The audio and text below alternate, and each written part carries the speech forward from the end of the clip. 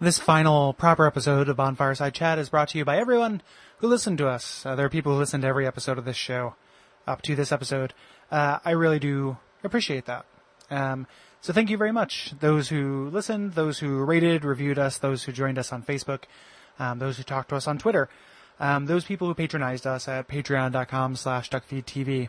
All of you guys, thank you guys very much. And I'm doing this announcement now. There is another episode after this that is, I think, critical as kind of a coda to the series.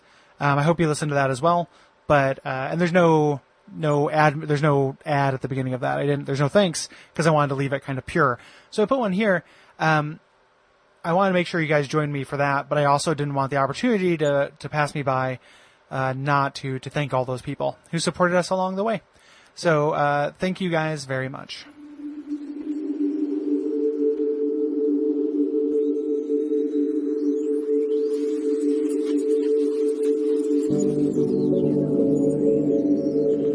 These are the times that try men's souls. Tom Paine wrote those words on a drumhead by the light of a campfire.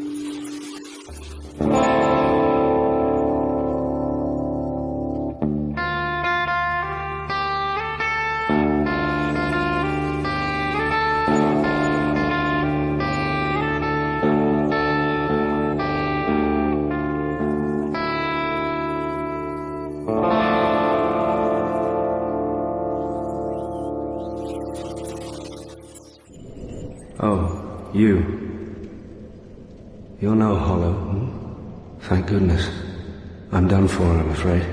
I'll die soon, then lose my sanity. I wish to ask something of you. You and I were both undead. Hear me out, will you? My name is Gary Butterfield. My name is Kole Ross. And my name is John Hurst. And you're listening to Bonfireside Chat. It is the original favorite. Yeah. It's a classic favorite. And this week, this is the final main episode of the show. We are talking about Dark Souls, the game that was so good that we had to start a podcast about it. So good that we couldn't stop talking about it. And we're so happy, John, to have you on as our final guest for the show. Welcome. Well, thank you very much. I'm very glad to be here. Thanks, guys. Yeah. You're one of our executive producers. Yes, on my resume. I'm just kidding, obviously. Yeah. You're moving on to make Pacific Rim 3. Getting yucky with it. Thank you, John, for your support and also for being here with us. And so just a little behind the scenes, like the people who achieve that tier on our Patreon, we reached out and we asked them which game they wanted to talk about. And you chose this one. Why Dark Souls? Why Dark Souls 1? Interesting. I really like a lot of games in the series. I like them all to some extent. But I really liked Dark Souls 1, the original. It's not the original in the series, but I feel like it's a little bit, Demon Souls is the godfather of the series and Dark Souls is the father. And so it's just sort of quintessential. It's the one that I probably most think of when I think about the series and sort of the one in which I think everything else is in some ways judged in the series. And so I thought it would be a lot of fun to talk about it. Yeah. Can you talk a little bit about kind of your history with the series, how you got into the Soulsborne games? Yeah, I actually remember years and years ago reading a review for Demon Souls, and the review went through details about how painfully punishing it was, and I was like, well, that's not my kind of game. And I ended up picking it up and really liking it. I have this, you guys always talk about the fact that, going hollow is when you stop playing the game. I've almost gone hollow about 6 times with the series. I got caught on 1-1 the first time I played Demon Souls. Eventually came back, played, got through all the ones, 1-1, 2-1. And I was like, with as hard as that is, I'll never get through this. Dark Souls came out, of course. I went and got it and started playing, really liked it. I heard about you guys on an ad for, I think, My Brother and Me. If you guys remember that. Yeah. And started listening to it. Yeah. And I really jumped into it and never looked back. So yeah, that was kind of my introduction. I liked the band Demon Souls before it was cool, but which is my shallow brag. But no, I really like the series and I'm really excited to talk about this one specifically. Yeah, this is my favorite too. Yeah. So out of these episodes we've done, like they've all been fun to do, but this is the one I'm most looking forward to because this is the game I think that gets the most things perfect. Like there are the fewest number of asterisks next to it for me. Yeah. That are like, oh, I like it, but there's this one thing I really wish was improved. Like, no, and who knows how much of that is, just up front putting a disclaimer, like the first one I played, people, it is possible that some of the things I think or some of the feelings I have are because of that. I don't have a magic device that allows me to like sort that out objectively.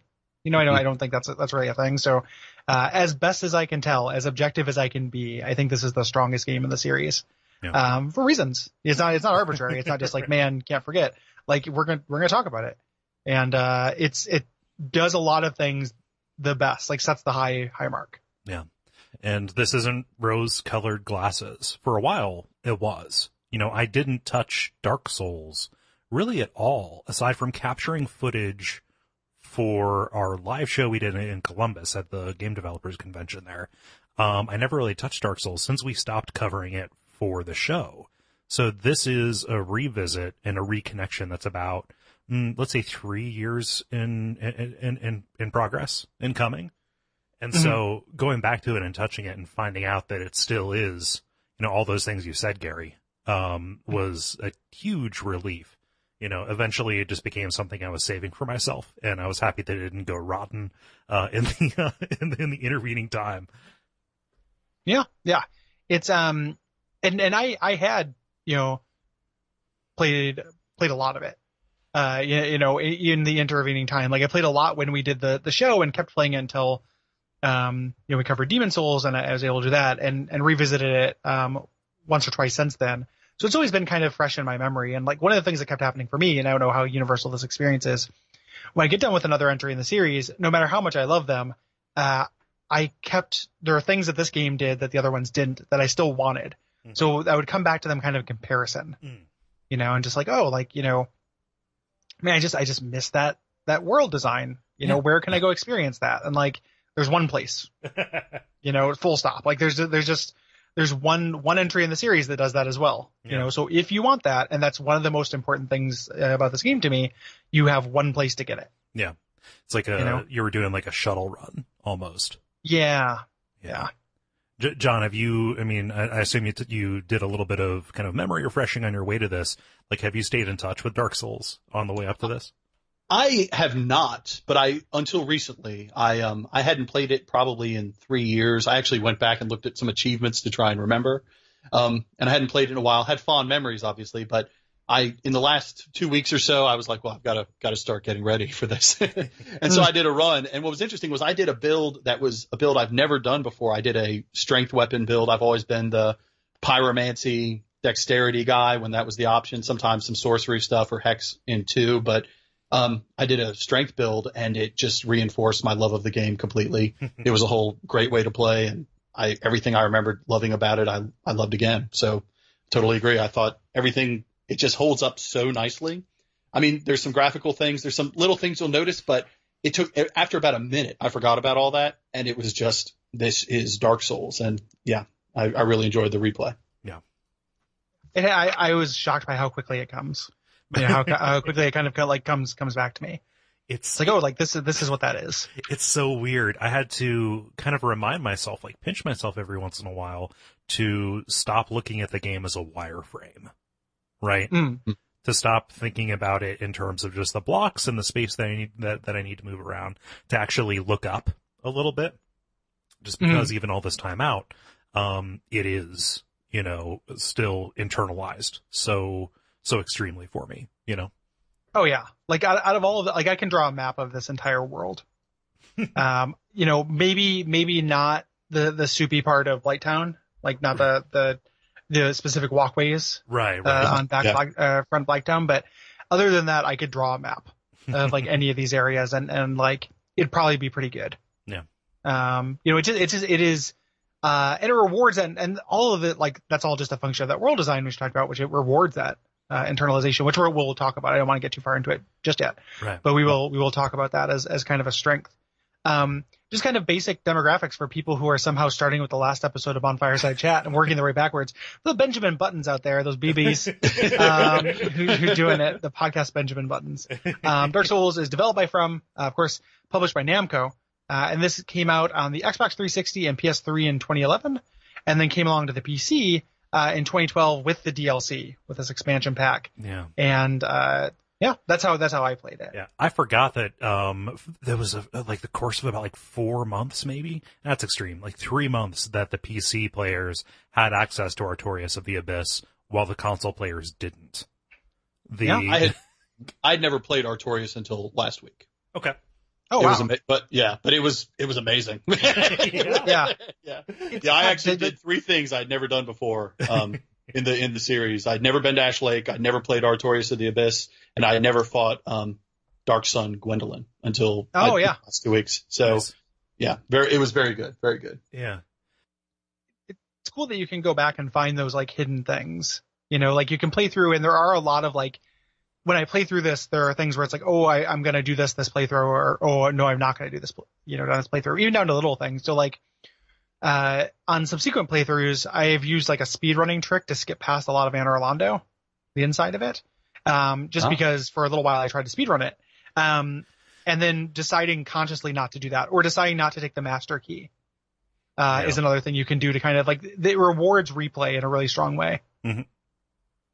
Definitely. Yeah, that not taking the master key changes the geography of the game so much, and so many of my playthroughs have not relied on it, but just kind of taken it for granted that it would be there. Mm-hmm. Yeah. In this game, you play as the chosen undead who is tasked with reversing the undead curse of hollowing by venturing from the asylum where you are being kept into the kingdom of Lordran, the fallen kingdom of Lordran, in order to ring 2 bells and eventually relight the first flame. ... It's up to you. Yeah, that is true. Yeah, it's got a very similar ending to Demon Souls, but with a different lead up to it that recontextualizes it. Yes. With a lot more kind of detail. There, like, this is obviously a sequel, or a spiritual successor, but like really just kind of a sequel to Demon Souls. It plays very similarly, and there's just a lot more in it. Something we talked about in the Demon Souls episode, that's a big difference, is that there's just a lot more text in Dark Souls. And I mean that in both senses, like, there's little writing in terms of item descriptions and, kind of cutscenes. And then there's just more, things to kind of pick up on. There's more dialogue. There is more, environmental storytelling. There is more, kind of connection based, kind of like things you can put together to get the plot. Yeah. It's, so much denser, whereas Demon Souls, is a lot of, let's say, white matter. Moving you from place to place, the way that it's designed, being these kind of shuttle runs almost, not to the Dark Souls 2 level, but, both those games share a similar structure. This is a lot of gray matter. This is a lot of just kind of individual things, like places of note, not just, roads that pass by places of note. Mm. Yeah, absolutely. Yeah. So let's get into it. Let's start talking about things that are special. About this game. Do you guys want to start with that world design? Because I feel like a lot of things that are great about this follow from that. Yeah, I have no problem starting with it, because that is really, I think, the thing that is most notable about this game. It's a masterwork. Absolutely.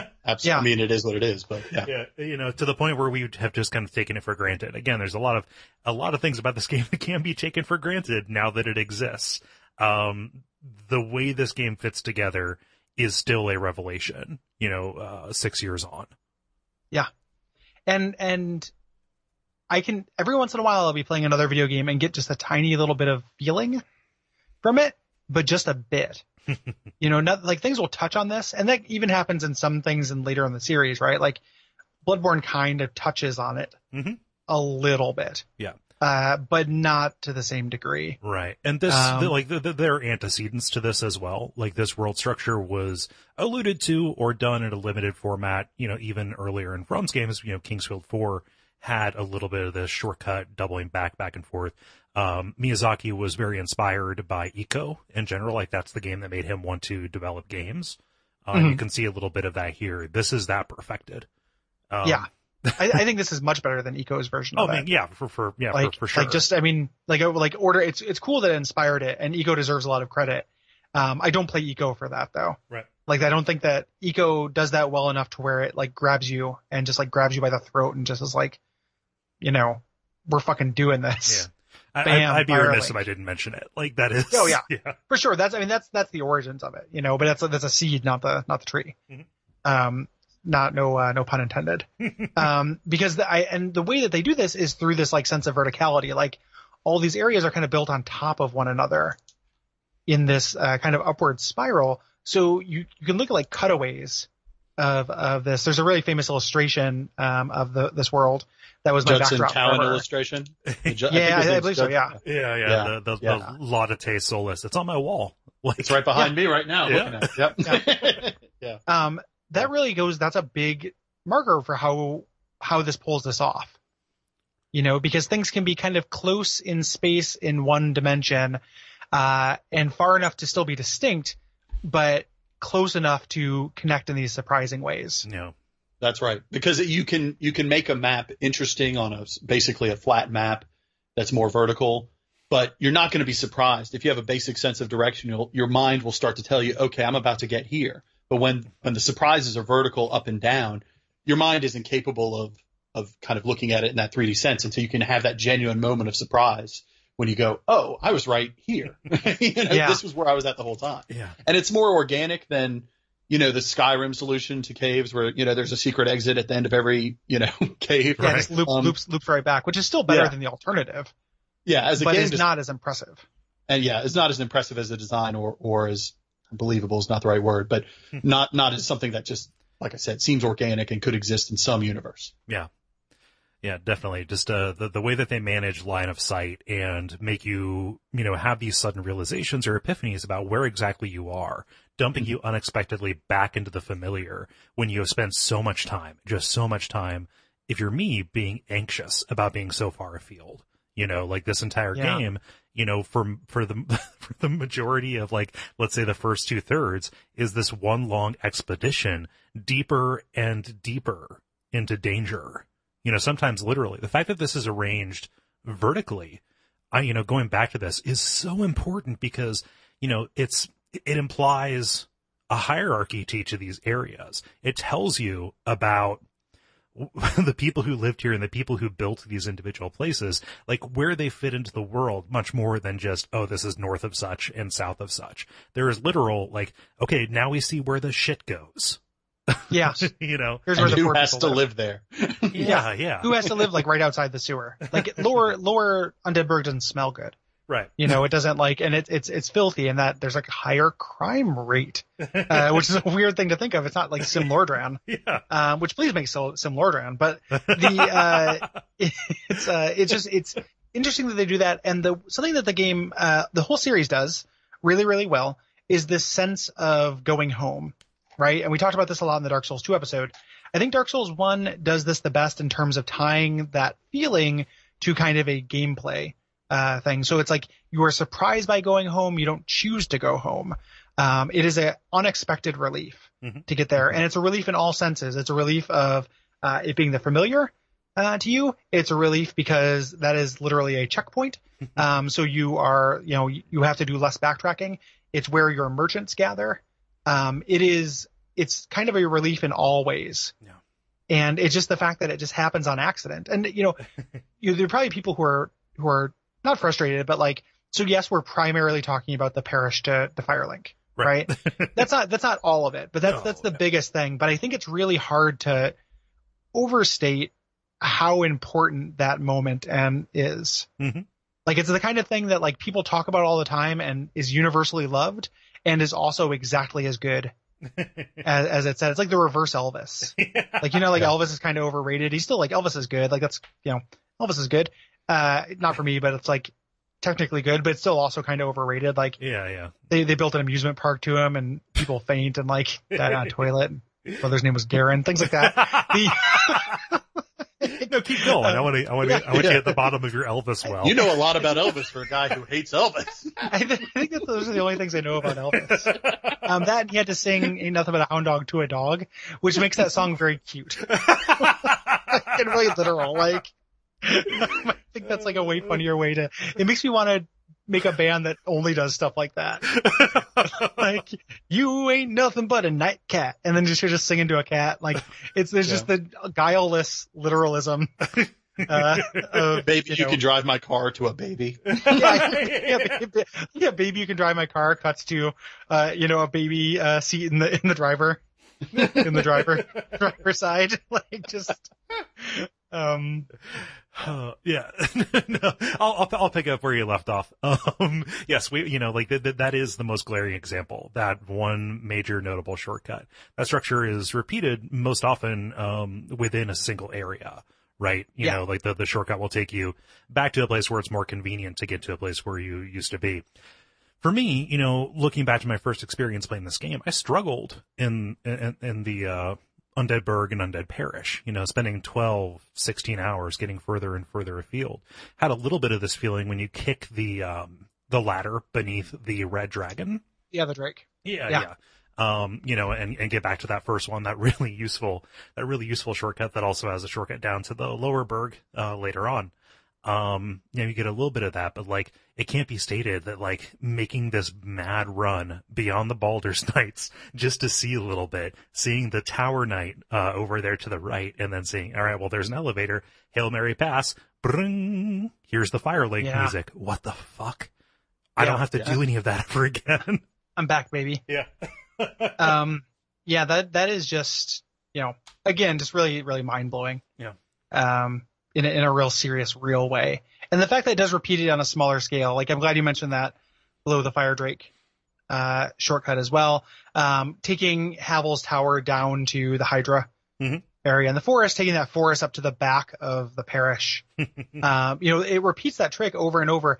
It's such a good trick that has to be so hard to do, or else why the fuck aren't people doing it? And why the fuck aren't From doing it? Yeah.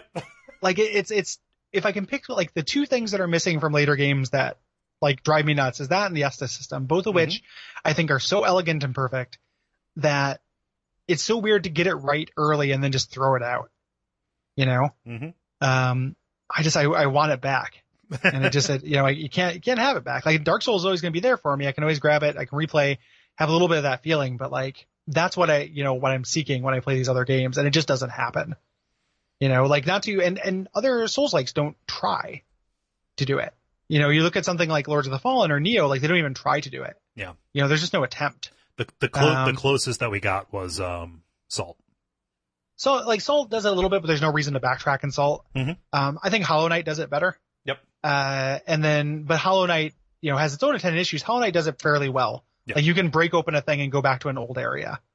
It doesn't have the attendant things next to it that elevate that, but it does it okay. Like it tries. Yeah. But whoever was on the team, there's a thing in Souls fandom to ascribe everything in Dark Souls to Miyazaki, and like we've talked about that being folly a lot. The fact that he worked on every game and this never happened again makes me think that there's somebody on the team who had this revelation. It couldn't just be like Miyazaki digging Ico, because he stopped digging Ico. Like, this went away with other games he worked on. So like somebody is responsible for this, or some combination of people that didn't happen again. I feel like the other one, and I think this is probably a little bit closer to the money. Look at the 2 years between Demons and Dark, and look at the 1 year between all of them after. Yeah. I guess Dark Souls 2 had a little bit, but like it's probably telling that, if Miyazaki is one of the bearers of this particular flame, him spending most of the Dark Souls 2 dev cycle working on Bloodborne, and how that is probably the closest they ever get again. It's close, but it's not that close. Yeah. I just replayed it and it doesn't really approach this. Closer, I guess. It's all in relative terms. It's about the attempt, or it's about, the degree. Yeah. I mean, I guess again, they kind of attempt it, but I just feel like, cause there's the section, the point you're trying to bring up is that they had less time. There's also, they had more money and resources as well, though. Yeah. So it's like, it kind of balances out. It feels like it has to be more than just, it can't just be his presence based on what came out. Yeah. Yeah. Yeah. But very, very cool. And it's the number one thing that like, I feel like people who like video games in general who haven't played Dark Souls, like we're going to talk about the combat, the rhythms of combat, that kind of like tough but fair nature that this kind of helped codify for us, who me and Cole, at least, who played Dark Souls first. how important that was early on. But this is the thing that feels noteworthy in a grand sense in terms of video game history to me. Yeah. Like, this is just like, wow, this is the example of doing this, you know? Yeah, and it still gets me. It's still very, very cool. Yeah. John, do you have any, and I don't want to snake from any of your soul stories if this, rubs up against that. Do you have any particular moments about this world stacking or this world coiling that stick out for you? Just as like, hey, this is emblematic of this thing we're praising. It never gets better than Undead Parish, Undead Burg, but it really does affect other parts of the game.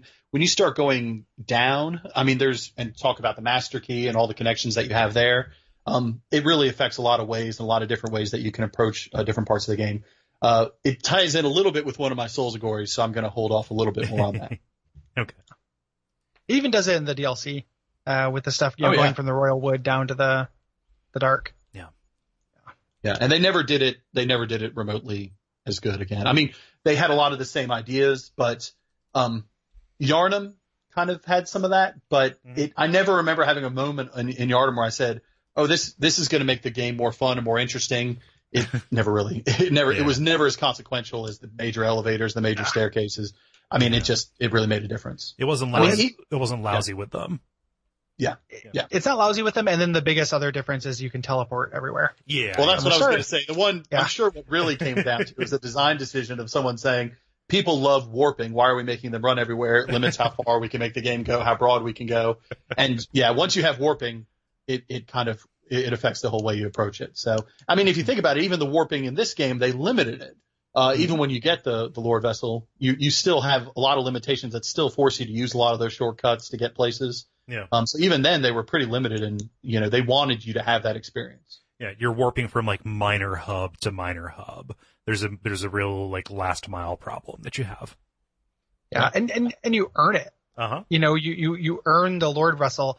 It reminds me of, and this is a weird kind of stretch, but it reminds me of the difference between something like Morrowind and Oblivion, right? Like Morrowind is another game that intentionally makes you learn a space by having to traverse it, and then plays with that. So like the beginning of the game when you're taking the bus, you have to, you have to like learn that space. Right. And then as you get later in the game, it's like, oh, I can fly everywhere at supersonic speed. Like, and then you have that sense of mastery. That's the same thing that the Lord Vessel does for here. Like, the space, you appreciate the ability to teleport. You've like earned it. It becomes a thing that kind of recontextualizes your relationship with the world. It doesn't, it's not a side piece. It's intentional. Yeah. And also like it's not arbitrary because they are giving you the ability to hop around and like sample at or try some of these nominally tougher, but definitely more specialized areas, areas that you may need to solve a problem in order to navigate them sensibly. I'm looking at you, Tomb of Giants. Yeah. Well, that goes into another thing I want to bring up if we're okay moving on. Oh yeah. Does the people feel good about that? Another thing that I think this game does better than anywhere else in the series is that the areas have very strong theses to them. Mm-hmm. Even a lot of shit gets talked about the back half of Dark Souls 1. Every one of these areas has a very strong idea behind it. Yeah. I can tell you what these areas are about. That is not true for every area of any other entry in the series. There are exceptions where I can do it for some of them, but not everyone in every other game. In Dark Souls 1, I can tell you what every area is about because they all have a gimmick or kind of a gameplay mechanic they're looking to explore in an almost like Miyamoto-esque way. Yeah. Of just kind of like, this is what this is about. And it makes that second half of the game where like the levels are maybe not as strong, makes me appreciate them because they feel unique and cool, as opposed to just another place full of bad guys. Yeah. Those problems are really good. Yeah. That you're talking about. I was going to make a joke about, well, there's no giant world, but there is a giant world. There's a fire level. There's There's an ice world of sorts. You can get a pair of Kuribo's boots to wear. Like, it is just like those gimmicks. Like, a lot of people get don't like them. Mhm. Because they do run into a little bit of like a safety bet problem where it's like, okay, well, I just have to make a divine weapon. But if you think about it in terms of the first time you're doing that, or if you don't know that, you're doing some problem solving, like figuring that out is cool and satisfying. Yeah. Yeah, and it's not like they just introduce those like, hey, all of a sudden we're going to these wacky wild worlds. They're more visually distinct, but the places leading up to that each have their own their own twists as well. You know, like you can't say that Sens and the Parish are doing nearly the same thing. Not remotely. Yeah, whereas like, and I'm sorry to just keep on kicking the kidneys of Dark Souls 3, that's not my intention. You look at like, there is not that much difference in play between the Undead Settlement and High Wall of Lothric. Like, right. Sometimes not even geographically, like the settlement sprawls a little bit more, but that is such a fine distinction compared to like even the jump from Berg, where you're fighting these regular enemies, to the Parish, which is full of these enemies which are much wilier, who will, you know, like parry you now. Yeah. Or even, you know, the really, really fine distinctions is a good way to put it. Like, if you took Dark Souls 3, which I think has good level design, yes, but it's all in wireframe, and it does kind of bleed together. Like, even a very good level, like the Cathedral, it's just another big church that we've been through a bunch of times. You know, like there's nothing neat. Like the lights are out.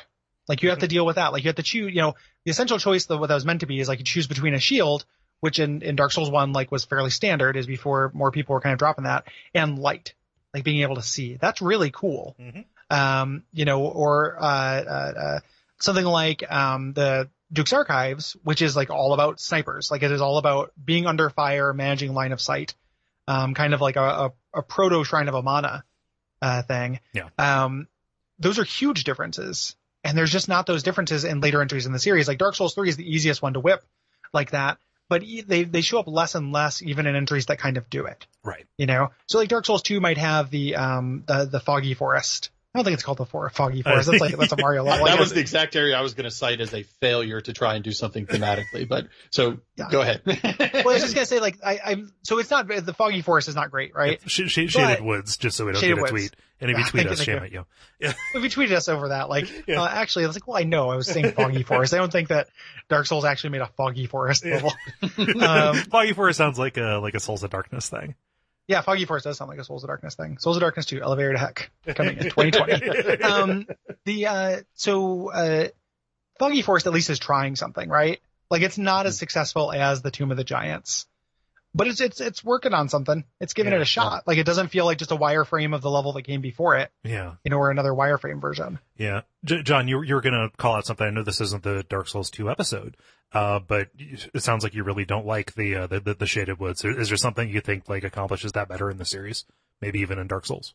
I was just going to say that was sort of the one that popped in my head as an example of trying to do something thematically that could the interaction of, you know, mechanics and different approaches, but it doesn't, as you said, it doesn't work as well as, I mean, even Lost Izalith. I don't think it works as well as a concept. I think it's mostly frustrating and honestly, I just didn't find it to be an interesting way to do it. It was not successful, right. But at least it was them trying to do something similar. Yeah. As you're right, through large areas, and I honestly love Dark Souls 2, so I'm not throwing shade at the entire game, but it was one of the situations where I just didn't think you're right. The thematic connections and the way you feel like you're in distinct areas, the way you have that sort of, you can see where you are, and just from a screenshot you would know, hey, that's this area and it has these effects and this is the world you're living in. But it with still having some cohesiveness, you really don't get that anywhere else. Yeah.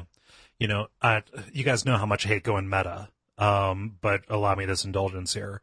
Look at the first season of the show where, you know, we made fun of ourselves dorkily for calling out those theses when we saw them, right?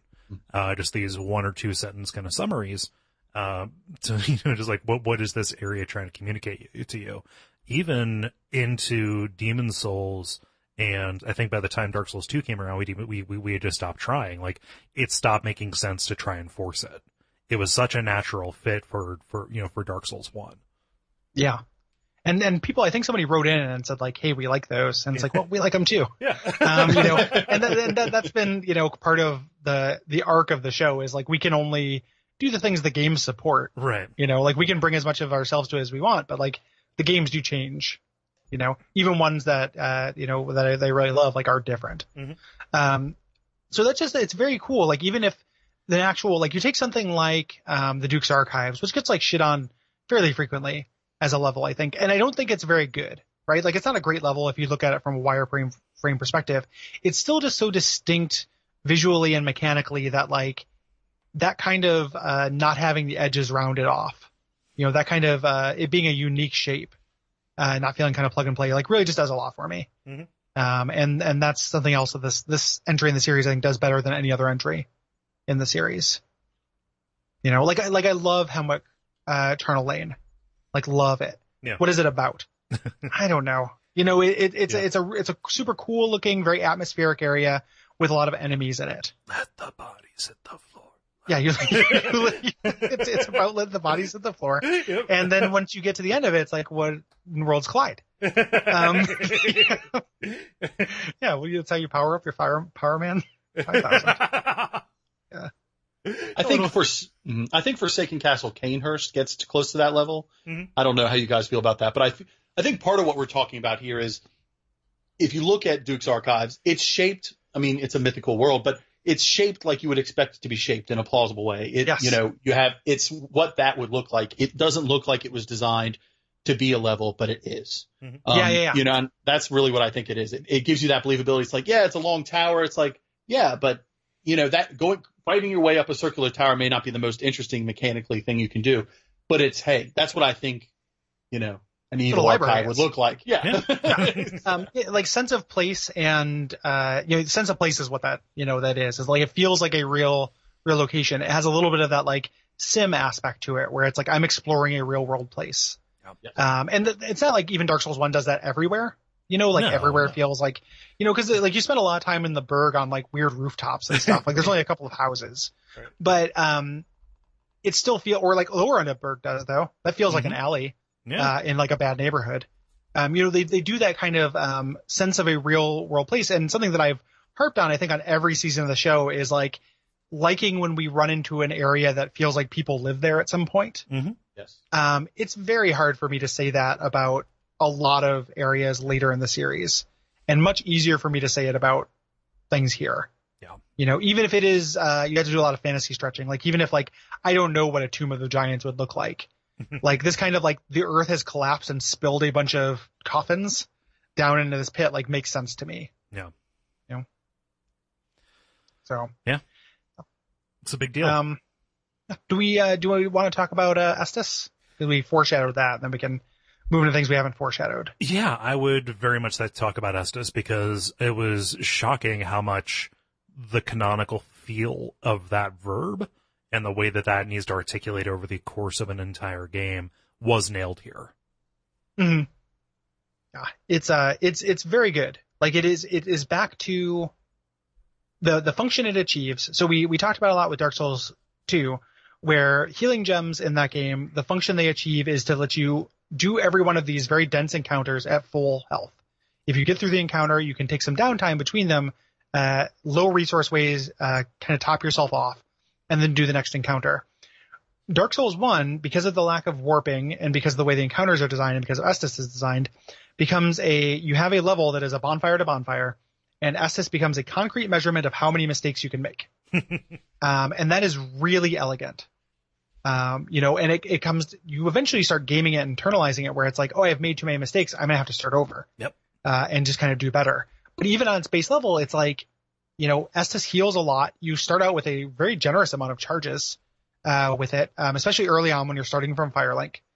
It is just like, hey, on your way to the next bonfire, we know this is gonna be tough. Make 10 mistakes, and that's how you learn. Like that's why this game does that kind of learning curve really well, because like you're allowed to fuck up. Yeah, and you can make the game easier for yourself by spending a consumable resource, by spending a very valuable resource in order to make a choice about the way you want the difficulty of the world to be shaped, you know, at particular bonfires.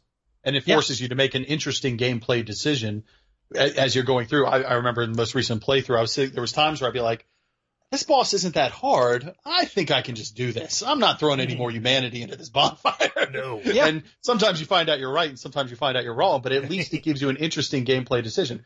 Similar, the ability to, just increase your, get your health back up. Sometimes you have to make a decision about, can I, even just on a individual encounter, can I make it through this encounter without having to use a full and you can make some interesting mechanical decisions. And I think it's without the Bloodborne problem of grinding and wasting time and all of the ugliness that ensues from that. Yeah. It's got enemies don't later we talked about it, and this is probably a cool thing in Bloodborne, but enemies patrol in Bloodborne. Mm-hmm. In Dark Souls 1 they don't. Everyone stands still like a chess piece until you're ready for them. So you get to have that part that you're talking about, John, where it's like I'm at like 75% health. Yes. And you're staring down that boar in the parish. And it's like, well, I would like to save this Estus. Should I try to take on this thing that looks like it can really fuck me up? Or do I want to top off because I'm looking at this thing? I have time to consider it and kind of slowly pace the encounter to like be safe because this looks like it's going to fuck me up. One of the big differences between Dark Souls and Demon Souls, I think, is that enemies' power levels read a lot better from their silhouettes. Mm-hmm. In Demon Souls, they do that with eyes, and they have the blue-eyed and red-eyed knights that kind of do that. But from a distance, like you can't really read them. From here, I think if something's going to be like a Baraniki knight or something's going to really like be hard to fight, you can tell from before it procs, like before it's going to attack you. And that just kind of contributes to this pace that I think is just really elegant. Like think about, so that works with the SS, which we're talking about, to the point that John just made, how that interacts, which works with how the world is designed with how they space out bonfires. Like everything props other things up in this. Like few things are kind of cool on their own, like moving enemies are in Bloodborne. Like that's kind of cool, but it doesn't feel like it's to a purpose. Right. This feels like it supports and kind of props up the level and world design and health system. Agreed. Yeah. Extremely cool. And it's incredibly good. It's so like impressive. And then you throw in Rite of Kindling into that, which like where the fact that they stop you from wanting to go down there and fight Pinwheel and then you have to backtrack. Like we talked about that a lot in the season. I think that Pinwheel was meant to be an alternate kind of first boss, and it didn't work out that way. But if they had made that just this kind of like little chore you can do to even control difficulty better, in some ways between this and what you brought up, Cole, this does, let you control the difficulty of your game almost as much as Dark Souls 2 does. Yeah. It's really admirable in like the player controlled difficulty department.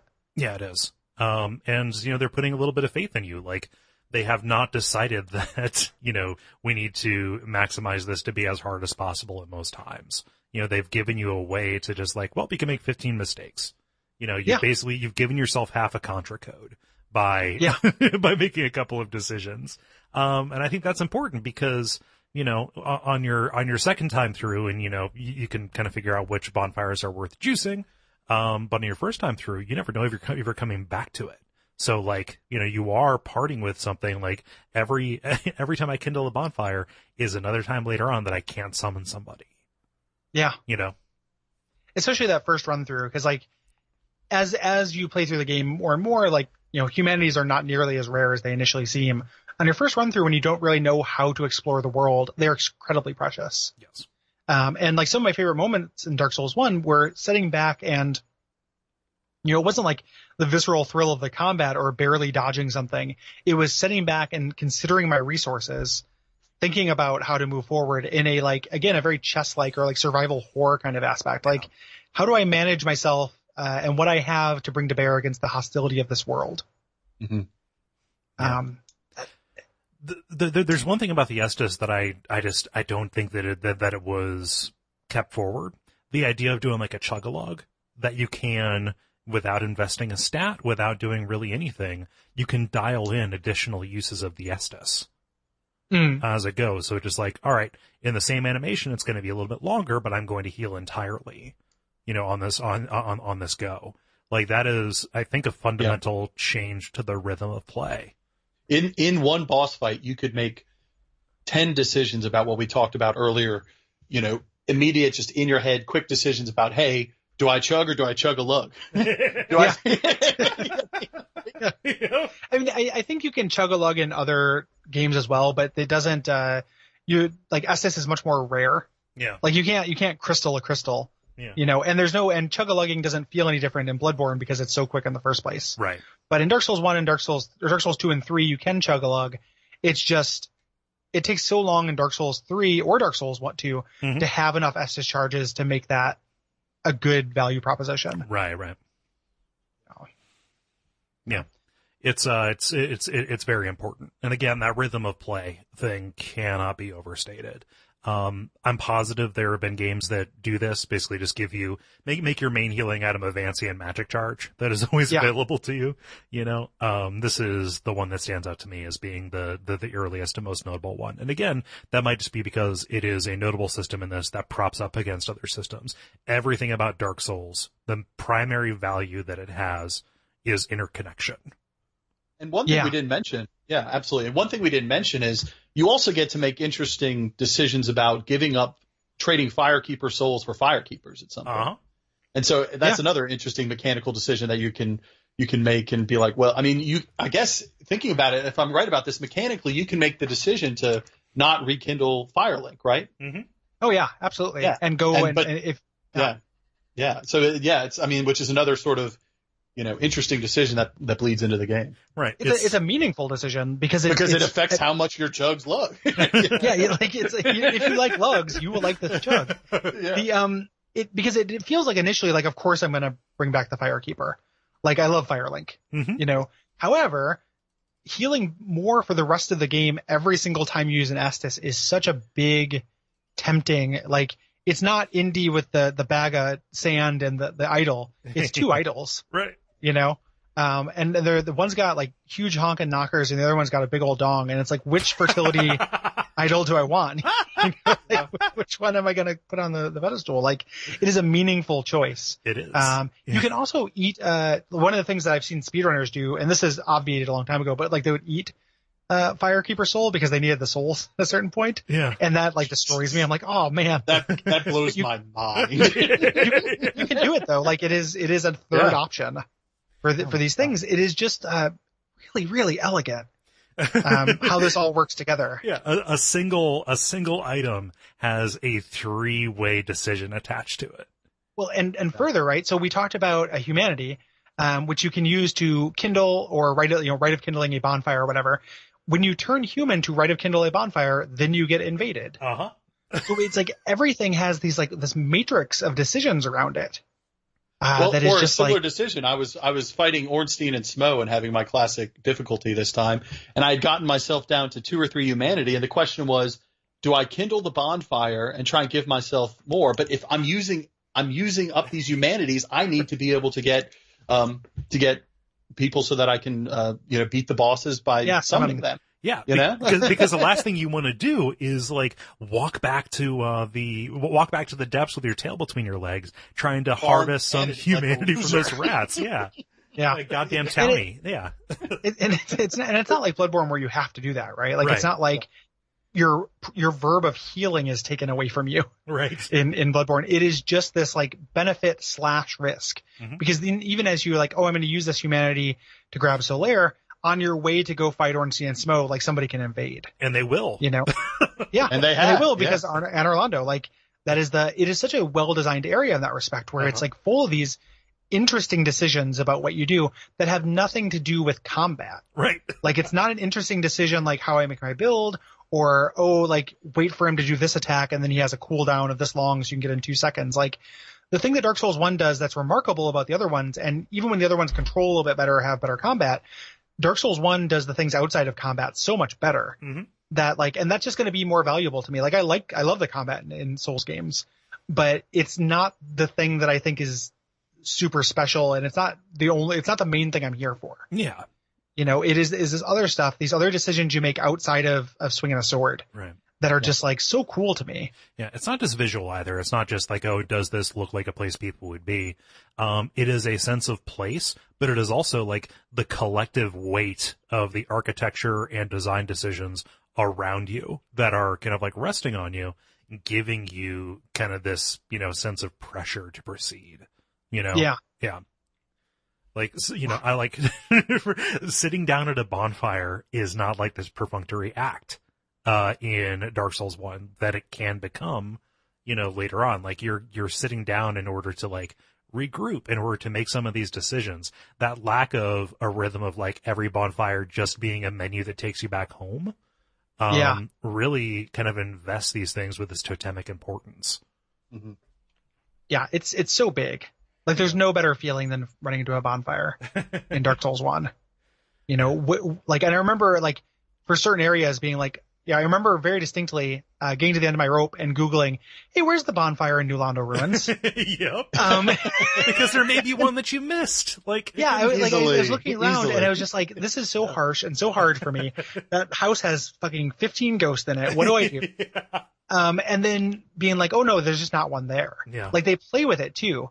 And then surmounting that is really, really satisfying and good. The angle of the sword in the bonfire, and just something about the color, or it might be like a sprite or a decal that they put up to make it visible at such a distance. There's something Pavlovian about that for me now. Like I kind of want to just like get a print of a Dark Souls bonfire that mimics as many of the things to put on the inside of my door for when I get home. Oh yeah, because it'll give me hope and make me feel safe. Yeah. you can actually, Cole, because of like weird Think Geek things, you could also get a little thing that plays the Firelink theme for a couple seconds when you get home too. What? How cool is that? I'm sure such a thing exists, right? Like a little like talk boy style alarm. I guarantee you, I could set up something with my Amazon Lady in a Tube thing to make that happen with the geofence. Because it just like every time you open your door, it plays that theme, for 45 seconds until you get in. Like, it's such a nice idea. What an important thing that I feel like even the other entries in the series that I love, like, hasn't really done. Uh-huh. I've never had that feeling of relaxation and goodness when I find a bonfire, in those other games. Like, you still get a little, finding a shortcut is still satisfying. Like, getting back to an area so you don't have to do things again feels good. But that bonfire feeling is just really, really special. Yeah. And two, it's just such a goddamn necessity. Yeah. It's like I see when I think, oh, about time. Yeah, because it's you're going through a much harsher kind of area, and then once you get there, they are just pit stops because you never have to revisit again. Right. Because it's just you can teleport everywhere. So just really all that stuff is extremely good. The combat is also something I think has a reputation for being bad because it is kind of slow. I don't think it is bad. I like the rhythms of Dark Souls 1 combat, even though I do like, if you play Bloodborne a bunch and then go back to this, or play Dark Souls 3 even, and go back to this, it is harder to get used to. Yeah. But it is something I appreciate on its own as its own thing. Yeah. I'm happy that I walked through the lands of Dark Souls 2 and Demon Souls in order to ease myself back into this like a diver coming back up to sea level. Mm-hmm. Didn't want to get the bends. But it does not make the game any that much easier. I don't think that's what makes this easy, the pace, right? No. Because you're slower too, just like the enemies are slower. Yeah, the whole thing is a little bit gentler and more slow paced and more kind of considered. The areas are bigger; they're less dense with enemies. Mm-hmm. Something I was blown away by in this is because the enemies just stay still until you come upon them. There are almost no ambushes in this game. Think about just like the double digits of ambushes you get into in the Cathedral of the Deep. Mm-hmm. Like how many of those little guys are crawling on walls that fall on you? Yep. That happens at a near constant rate. There are almost no ambushes in Dark Souls 1. No. It just kind of doesn't happen. It's not really about that, and that kind of contributes to the slower pace that I know. It's funny because some people, I think it is much easier and I'm really well suited to it. I know some people who like, oh yeah, like Dark Souls 3, Bloodborne's really easy. Dark Souls 1 is so hard. And I don't really know what's going on other than I think the fact that they are expecting to just run into everything and start fighting it. I almost wonder if the slower pace means it's not as twitchy, but in some ways timing is more important. Yeah. You have to time, whether you're using a strength build or dexterity, whatever you're doing, you have to time your attacks based around what the bad guy is doing. And so you really only get one shot to time it right, or it can go wrong really quickly. Whereas some of the twitchier games, I love Bloodborne, but a lot of it is regain, try and get them back as, and you could literally button mash to try and do that. Yeah. There's no button mashing in this game, really. Yeah. Well, it does that queued up action thing much more stiffer than any other entry in the series. Like, I don't know the technical aspect of what other the other entries in the series do with that. This one, you definitely dial in an action. You have move buffering. Yeah. And it's very evident. Mhm. So the first time you just tap attack, and then you do an attack and then like slam on dodge and you don't do it, is a real lesson. Yeah. I mean, so the faster ones offload some of the skill barrier onto moment-to-moment decisions, where if you fuck up, you have another chance to make things right again on the other side of it, right? Yeah. Dark Souls 1, I think, is more about kind of, like John said, like a strategic knowledge, but also just knowledge of your character and your player and your weapon and your moveset. You know, my big revelation in playing Dark Souls, this is not news, but it's worth saying, is that, like, in the hierarchy of what makes a weapon good, well, first off, scaling. Okay, scaling, that is a long-term thing, but, like, that goes away and becomes not as important as moveset, animations, and just, like, do both of those things play well with the way that you want to approach the game. You know, like, what kind of opening are you disposed to want to try to find, right? You have to know that going into some of these encounters. Otherwise, you have, you know, outside of the Estus system, a lot fewer opportunities to fuck up. Mm-hmm. Yeah. And it's not like weapon knowledge is not important, just to like head off tweets. Like, it's not like weapon knowledge is not important to Bloodborne. Absolutely. It's more about how you just kind of have more room on the other side to make up for things, like that point that you said. So we're not saying that your weapon of choice is not important in the other games. It obviously is. Right. So here it feels like, because of that move dialing in thing, again, that interconnection, it's these two systems that are leaning up against each other. Yeah. In Dark Souls, it almost makes sense the first time you approach an enemy you haven't fought in a while, to dodge and to learn their timing. You know, to try and discern their timing and then try and beat it with your attack. It's really, I think the timing is more interesting because it is slower. Right. It's slower, and it's also a little bit more limited. This plays into bosses more than regular enemies, but it plays into regular enemies as well, where there's just like fewer fake outs. The later games, because they are not just sequels or as story and stuff, are also trying to up the difficulty, have more delayed hits, have more enemies have more moves in general than they do here. So like, it's a manageable amount of stuff to learn, and that's a drum that I beat all the time with bosses, especially with multi-phase bosses, where it's like, how much do you expect me to memorize on this guy? You know, like there's a number of moves I feel is a reasonable amount of work for me to do that then feels good to execute on, and then you can easily go over that, and then it no longer feels good to execute on. It's like becomes kind of a chore. And regular enemies, like you look at something like the Baraniki Knights, those gigantic motherfuckers with the tower shield. Yeah. They've only got like 3 moves or so. They're really predictable. Like, they don't have a whole lot of things they can do. Mm-hmm. So you can kind of step back and learn that, and then you can be like, okay, now I know that guy. Yeah. You know, there's a scale of kind of manageability with Dark Souls 1 that gets lost. Not so much like Dark Souls 2 does that as well. Like, Dark Souls 2 doesn't have quite as many. It kind of makes the difference in larger groups than kind of weapon variety. But in Bloodborne and Dark Souls 3, there's a lot more of like enemies that have kind of a Swiss Army knife of things they can do. Yeah. That are trickier, and that's cool if it's like a special thing. Like, oh, this guy's special. Like, yeah. You know, but if it's all the time, the Fume Knight is special because of the delayed hits. Yes. Right. But if every enemy has this entire toolbox of different things they can do, it gets less special. Yeah. And that's very apparent in the bosses. Somebody, and I'm so sorry that I don't have your name, you tweeted this at me weeks ago. And, you know, I can't remember it, but there's an image, that somebody sent, which is a picture of the kind of like damage patterns of bosses throughout the series. And like, you know, it was done like in a 4-panel kind of thing. Like, oh, here's Dark Souls, where there's a big red area in front of the boss and there's one right under it. Dark Souls 2, you've got that, but then there's also, kind of a cone behind it, like a very limited, like smaller version, almost. Bloodborne, they add the sides onto that as well. So, you know, again, just picture these quadrants, forward, back, and then on either side where they can kind of hit you. And then Dark Souls 3 is just a gigantic red circle all the way around them. Yeah. Yeah. that's what happened. Yeah. That reads as accurate to me. Right. Like the last one is a little bit of a joke. I'm sure there is a more accurate way to put it that isn't hyperbolic, but it's close. It feels right in the spirit.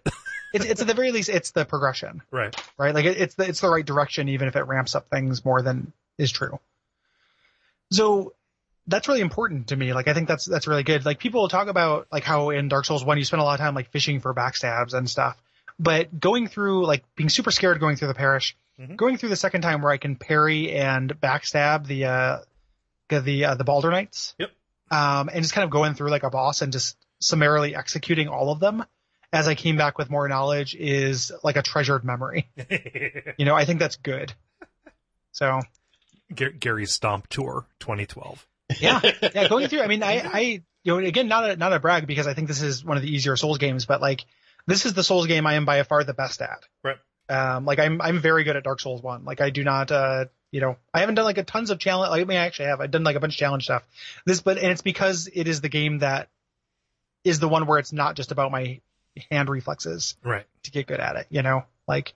I like trying to be, and it's a video game. I'm not saying I'm smart in a grand sense. I like something testing my strategy more than testing my hands. Mm-hmm. And I think that this game does that really well. Yeah. So, yeah. Something we alluded to a little while ago was the online play and invasions. I was so happy to be invaded again, you guys. I was too. I was like, wait, people are still doing this. This is amazing. Yep. Like, wait, okay, no, okay, yeah, no, okay, I'm gonna run over here. I fell. It's great. Yeah. I don't remember how to bow. It's you want me to use PS Move on PS3? What do you're like? I was using an Xbox Elite controller. What do I do? The shitty, like the PS3 where you have to move the controller in certain ways, the six axis, whatever. I had to do 6 axis. Yeah, you never. Yeah, it's definitely the 6 axis. The way I've never gotten that to trigger intentionally, but boy, it's funny when it happens accidentally though. It's so stupid. It's like I just got tuckered out. You just need to sit down for a second. You'll sleep tonight.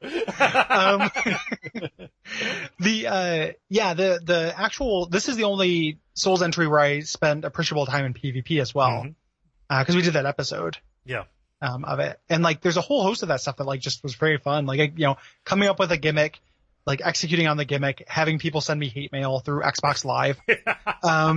It is very, very cool. Like when I played again, I did get invaded, but there isn't that kind of meta element. Right. And people who have been training this entire time while I've been away from Dark Souls 1 are much better at it. So I am no longer competitive in PvP. Oh yeah. Well, you were going on dates. They were defending the blockchain. Yeah. 100%. Yeah. Yeah. They practiced the sword. Yeah, but like it's fun to get like run on like that, and I understand people have a lot of bad luck. It's kind of an emotional issue, but for me, it's just kind of like, I don't know. I know this game a lot now, and that is a way for me to feel pain again. Hurt me more, please. Like invade me in the parish. Yeah. For sure. And that ties into the covenant system really well. I like the covenants. I don't know if there's anything more to say about that. Yeah. Yeah. I feel like covenants are something that this franchise has never totally gotten right. Right. But most entries that have them, they do something cool. Mm-hmm. And this one as well. Like I wish Gravelords worked. I wish there was more covenants that didn't have I wish that the Princess Guard and the Champions of the Sun or whatever, there are a lot of them that just end up being, that fulfill functions that don't need to be fulfilled. Right. So they don't quite get there, and it's before they're doing really wildly creative stuff like they do in 2 and they do in 3. Right. With the purple phantoms. But like the ones that are here that are cool are very cool. And like just because I had to mod in Gravelord stuff to make it work didn't make that not cool. Yeah. Like if people are looking, again, being the most replayable entry in the series, if you haven't played with like Gravelord phantoms on, give it a shot. Yeah. Because it changes things a lot. Yeah. It's very cool. As is probably understandable, I'm taking a long break, but that would be the mod or the next kind of playthrough I would want to do would be a Gravelorded mod. It's neat. It's super neat to see. Yeah. I really wish that worked in the actual just base game. It was a very, very good idea. Yeah. Yeah. when I say base game, I mean new game. I know that it comes up in New Game Plus. Don't at me. Yeah. What do you think of the Covenants here, John? Have you spent a lot of time doing PvP? Did you spend any like Covenant time in Dark Souls 1? I didn't do a lot of PvP. I got invaded. I fought people off. I did that. I do think the Covenant system is, I think it's a little bit, obviously they get more complicated over time. I think sometimes that complexity took away from them. It's more like most of the Covenants serve one or two purposes. I feel like through the course of the game, there's more of an incentive to sort of change Covenant depending on what you're trying to do, what you're trying to achieve at that point. There's sort of more one function. But I agree. I think they added a lot to the game, and they were a good addition, and it's something they built on and maybe made it too complicated further down the road. Yeah, they very specialized. They understood what they kind of needed to be used for, which was solely PvP. In Dark Souls 1, what feels very notable to me is that they add to the sense of mystery. Yeah. Like they will be at the end of paths, or like, oh, wait a minute, there's a coffin I can climb into. Wait, who's talking to me? Wait a minute. Oh boy, this. Yeah. Yeah. But there are also elements that where like the PvP interacts with the single player here in a way that it often doesn't later on, where if you're struggling with the forest, with the run up to Sif, guess what? You join that covenant, all of a sudden they're leaving you alone. It gets you a merchant. You want to skip Lost Izalith because you're a reasonable human being with a good head on your shoulders. You're going to join up with the Daughters of Chaos, Yeah, the Fair Lady, yeah. And that's does other things too, where it's like, oh, I'm going to get a bunch of cool pyromancies for doing this as well. Like, it just it none of the individual things it can do other than just like Dick Wraith, Sunbros, and Blue Cops, like are actually totally well developed. Yeah, I think is like nobody did like a themed Princess Guard, run. So it's like they had a lot of flavor. Some of them are just like not quite far enough, I think. Yeah. Is really the only issue. Yeah. It was a nascent idea, and I think that I like that idea and the way that it came together. I like the way it came together better than I liked World Tendency. I think I like the idea of World Tendency a lot, though. So it's a very kind of like narrow consideration. Yeah. And we talked about the kind of more or less non-existent Demon Souls. Yeah. PvP. Like that just didn't proc for any of us. So, right. Or anybody on the show at the time. So it is, it's extremely, it's very good. And also it has that, when you talk about that sense of mystery, it plays into the kind of the flavor of NPC and person interactions in this game, which again, like I thought it was two things, but there are more things I think this does better than any other entry in the series. Yep. That's one of them too. And I wrote a whole, because it was me bagging on Dark Souls 3, but I wrote a whole essay comparing that, those two things. I won't, like, I've linked it a bunch, so it's readable if you want to, but I think that the way Dark Souls 1 does that is the perfect balance, where people, you go through, people are going to say just enough to get you into it. Like they're going to continue, like there are hints to go, there are ways to follow the storyline. You get most of the way there before some like real really unintuitive shit happens. Yeah. And if you look at something, just to like call on an outside source, right? You look at Michael's Prepare to Cry stuff. Yep. He has the most Prepare to Cries and the best Prepare to Cries on Dark Souls 1. Every NPC in Dark Souls 1 represents an idea, the same way every boss and every area does. Not the case in later entries in the series. Right. So you look at something like Logan, who is this cautionary tale about the pursuit of knowledge.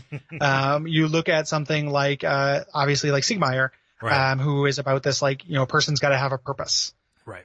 To them. Like these characters have something to them. There's something to this quest line. You look at Solaire, which is about this kind of like blind optimism. And then there's this kind of just tragedy, right. That happens to him. It's got so much heart, these stories. And they give you most of the story. They get you invested by not hiding, the first half or the first 3/4 of their stories are not hidden from you. You get invested and want to pursue them. Yeah. They move around the world, but they move around in such a way that it is not like it just disappears. With the exception of Sigmire, always Sigmire is the exception in both directions. In both of this, in terms of like, that is probably the highest high, but it's also one of the lowest lows for kind of intuitiveness, right? Yeah.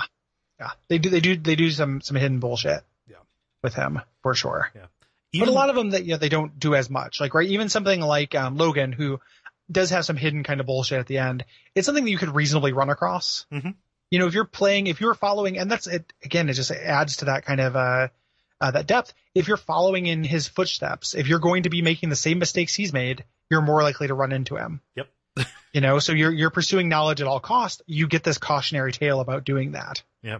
He's flattering you. He's offering you what he is seeking out at every step of the way. Yeah. Yeah. And even the NPCs that have that have very little on the face of them, they have at least one little hook. That first undead merchant, which you think is just going to be like the undead merchant in Demon Souls. Okay, yeah, he just shows up in the one place and he's like rubbing it in how shitty everything is. But like, he's talking to his imaginary friend that is either his sword or his basket. I forget which one. Domhall, like his whole idea, aside from the fact that he collects this exotic armor, is that he's really, really nice. Yeah. Yeah. You got a sweet boy. Yeah. Or you run like Griggs, right? Like, who is like, you have to puzzle out yourself that he is spying on, Logan. Mm-hmm. Right? Like, he's his apprentice, but he's from like, and you find out like he is one of the sound sorcerers of Venheim, which is one of the coolest like throwaway aspects of any world. Like, I think in our gaming group, we're gonna run like a Souls inspired thing. Oh, cool. Using this like something of the Demon Lord system, and I'm like, I want to be a sound sorcerer of Venheim, Levi. And he's like, well, I'm not really gonna do like the Dark Souls world exactly. It's just gonna be kind of inspired by it. I'm like, yeah, well, I'll be like a music sorcerer of Heimven or something. Like, I'm gonna do that though. That would be an audiomancer. Yeah, I'm gonna do something like that. Like, it's like being a bard if being a bard wasn't lame. Yeah, exactly. Good bard. Be good bard. My son is also named Bard. Board. Yeah. Our class has too many. Our D&D class has too many boards.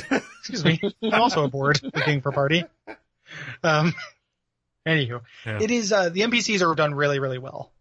Yeah. In this game, and some of them are villains. Uh-huh. Like, some of them are things you fight. Like, Quaelag's story is really, really sad and good. Yep. Is Vort's story really sad and good? Oh, like it's a sketch. It's a sketch of something. Like, it's a sad thing that happened to him. Yeah. Is the Curse Rod of Greywood a sad thing? No. Like, there's not as much depth. Yeah. These things, like, even the villains, like, even like when people did the lore breakthrough and figured out what Pinwheel was, uh-huh, it was so cool and so like interesting for such a non-entity. Right. In this, like, they're just cool stories behind these characters that, there's almost nothing behind the cleric beast. Like, his name is a job. He's not even a person in that world. The plumber monster. Like, yeah. Who was he? Well, he was a plumber. She was a cleric, or like he was a cleric. Like, it's just like, there's the things you do, that the levels you go through, the NPCs you meet and the bosses you fight all tell part of the story in this game. Mm-hmm. Like, you go through an area, you learn about the kind of the boss of that area, you get there, and there are exceptions. Like, there's, Belfry Gargoyles. What the fuck are they? I don't know. Right. They're a reference to man-eaters. They're an Easter egg. But but you, for the best areas, you go through someone's area, you learn about them, and then if you actually take the time to piece together all the parts, there's these amazing tragic stories behind most of the characters in this game. Yeah. Secret MVP for a fight that most people don't really do. So they forget about it. Ceaseless Discharge. Oh yeah. Terrible, heart-wrenching story. Yeah. Yeah. What a terrible, like almost like myth-like thing to have happen to him, like a Greek myth, super, super cool. And just, it's rich with that. And like, for every demon fire sage, there are 2 actual characters you fight that if you learn about them, you could give a shit about them. Yeah. So you spend the whole time going through, like let's pick the weakest level. So it's like, even, you go through the demon ruins in Izalith, mm-hmm, which, like, by nobody's favorite levels, right? Like, those aren't good levels. You're learning about the Witches of Chaos and what they did, and seeing their family and the kind of the after effects of their mistake. They're like good-hearted, well-intentioned mistake that's here. That's just like so powerful to not have it just be like either like a big question mark, or have it just be like, it's another aspect of something we already know. It's not just like, oh, the church was up to more shenanigans. It's much stronger than other entries in the series for that respect. I mean, Demon Souls does that very well as well. Yes. So like Demon Souls, you fight characters for the most part. It's really noticeable when you don't. But Dark Souls 1 does that as well or better than any other entry in the series, I think. Yeah. Yeah. John, was there like a particular NPC or boss story moment that like hit you with like a really emotional punch? Not so much an emotional. I agree. I think you're right. Some of the best lore is actually in one of the worst areas. And Ceaseless Discharge's story is what kept him off my one of the worst bosses list. Just that part of it. But I love Havel. Havel's one of like my all-time favorite characters. Havel's amazing. Like he's this really intimidating opponent early in the game. If you don't cheese him, he's a tough fight. And when you beat him, there's some real satisfaction there. And then later, when you get to Anne Orlando and the backstory really develops and you find the occult club, and I think, Havel's one of my absolute favorites. And he's not a communicating NPC, but I think he has one of the best stories. Yeah. And you're probably still wearing his ring. Like if you go and encounter him, not only do you get that shortcut, which can be pretty helpful, you are getting one of the most valuable pieces of equipment in the game. Havel's ring is a little bit like Kling ring from, it's sort of, like you really don't have a build until you have it. Right. Yeah. It makes so much possible because of the roll speeds and the way that those work. I mean, look at Havel. He has all that audacity just to run at you and attack you with a gigantic dildo. It's like some Eastern Promises shit. You're still also talking about the dildo. Cole's always talking about dildos. We cut out like a good 50 or 60 minutes guys, of every episode of Cole telling me about dildos, and I'm just like, man, I know. We just move on. Editing has saved our friendship. For 4 years and 8 months. 4 years of 8 inches. It's dildo time nonstop. I love all my Dildren, okay? It's the land of Dildren. And again, not to turn this into bag on Dark Souls 3 mode, but like, how shitty is it that like Havel followed Ornstein to go find Gwyn's son, and now he's on the roof of this thing? And how much cooler is it that he was put in that cell for this plot against the gods? Mm-hmm. You know, like how'd he get out? How'd he go do that stuff after Dark Souls thousands of years later? I killed him. Yeah, I killed. Like it's just, you know, yes, you could have possibly not killed him, but everybody kills Havel. Yeah. It's just like the way that these kind of stand on their own are just so super super strong. Like Havel is incredibly cool. Lautrec. Yeah. Like Lautrec invading you, like his ring, his armor with the 2 arms on it. Like there's just like nothing, you know, there's nothing like it in the series. It is so cool. Yeah. You know, and it just nobody's, you know, I'm not even like the best. Like I like Lucatiel a lot. I'm not feeling the same thing for Lucatiel. Like she's not as interesting. It's very good. It's very touching. I like her story a lot. Yeah. But she is so by so far the exception. And here you can't throw a rock without running into somebody interesting in Dark Souls 1. Like writing matters. Like these kind of stories and characters matter. Yeah. And, you know, lest you think that is all just kind of gold fringe on the edges of this, that's kind of important for the path of your play.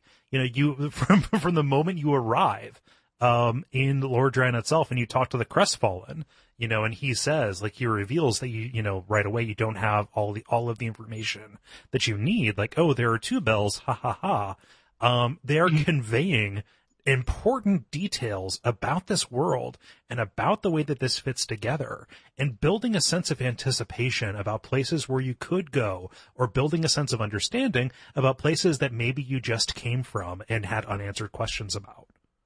Yeah. Yeah. So, like, this is the real shit. Like, and it really starts from the beginning. Oscar, the Knight of Astora. Yeah. From the very beginning, I mean, first scene of the game, you're introduced to an NPC that you're going to have all these interesting interactions with as you come back to the Undead Asylum. And I mean, and has all these interesting implications. It's from the very beginning, they've really set it up. Yeah. Even before that, with the cutscene that does the like standard souls, like here's the pantheon of gods you're going to kill. Yeah. Like I just remember, and this, you know, some of this might just be first blushism, but I just remember watching that cutscene and just thinking like, that like the scene of the Witches of Chaos, you know, huddled over their fire, and then when they show Nito like, whoop, you know, kind of like just spread a bunch of pestilence with his arm like that, like it is just, and like Seath the Scaleless who betrayed the dragons, like it is so evocative and cool sounding, and then the fact that you're going to be able to later meet and kill these people, and Seath is one of the few like unrepentant villains, right, in the story, but Right. most of them, the fact that like I'm gonna regret killing the witches of Izalith, like the Bed of Chaos is a huge pain in the dick to play and is definitely in my way and is a villain. They had a good idea though. They had really good intentions. Yeah. So it's funny. You talk about first blushism. You go back and listen to that first episode, where I talked about this it was Don't Tree at the time. It's the level now. We included it as part of an appendix early on where I played Dark Souls and just really was not having any of it at all. One of the things I reacted poorly against was that opening cutscene. Like, oh my gosh, another fantasy world that is throwing all these names at me, expecting me to care about them. But they stuck the landing. you know? Yeah. Yes. Like, I care so much about Seath. He's a dick. Yeah, it's I think that like there's a flavor to this that you don't get when you're playing something like, when I hear like an NPC in Skyrim like talk about something, it's that thing I've talked about before where it's that Western fantasy through like a Japanese lens. Yeah. That makes everything kind of evocative and weird. Sometimes, and I think this is doing that. Yes. Real well. I am eager to talk about the individual moments and stuff. Do we want to move on, or do we have other things to say that are in generalities? I think we're good. I think I'm pretty good. Yeah. Cool. So let's do what order did we do last time, Cole? I think that last time it was, obviously the guest always leads, so John will go first. Last time I went second because I was editing. This is your edit, so you go. I prepared extra just in case I got snaked twice. Yeah, so I've got backups. Yeah. So the order this time for our Souls Agories will be John, Gary, and then myself. I have also changed things around. At the very end, I have swapped the bummers and the things that are great because I don't want to end things on bummers. Yeah, I agree with that. I think that makes a lot of sense. So John, what do you think is the best area or your favorite? Right, like so, no game designers like Miyamoto's not gonna shoot you if you get the wrong answer. What is your favorite area in Dark Souls 1? Is Undead Burg, Undead Parish one area? I think so. Sure, yeah. I mean, I think it is the quintessential area for me. It is the area because of the interconnected design. It has interesting bosses. It really develops kind of and sets up the whole game. It's where you're going to spend, partly because you're going to be passing through it, because it's where you're going to spend the largest part of the game. I just think it's, as we've said, it's a masterwork, and I think it's my favorite area. It does a very good job, like especially if you consider the run to start from Firelink. To go up there, the way that they mete out the different enemies and the combinations of enemies, it's like they took 1-1 from Demon Souls, exactly. looked at that progression, and then said, how can we do this again in a way that will also teach you about the way that this world is shaped. It is very much like 1-1. I think one thing 1-1 might succeed a little bit more on is, I feel like 1-1 is actually designed in an actually very plausible way. It would make sense to have gates connected to doors and in a more realistic way, but probably not as interesting of a way. But yeah, I think Undead Burg, Undead Parish it's really my favorite area in the area. And I think you're right. It is a takeoff of Boletaria. I'm glad Cole you brought up that, taking the run up from Firelink, because I feel like the game teaches you so much, from that area where you're going into the aqueduct into Firelink to where you emerge into the Burg, and it's that set of defenses. There's the guy with the bow on the tower. There is the other guy coming at you with the sword. The dudes with the spears.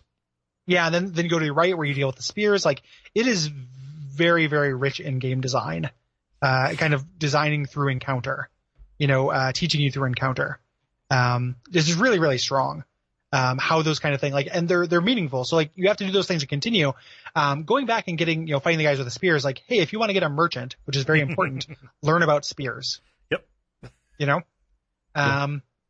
It's, that area is really, really phenomenal. And the whole area is really, really good. Running into the fucking Black Knight. Yep.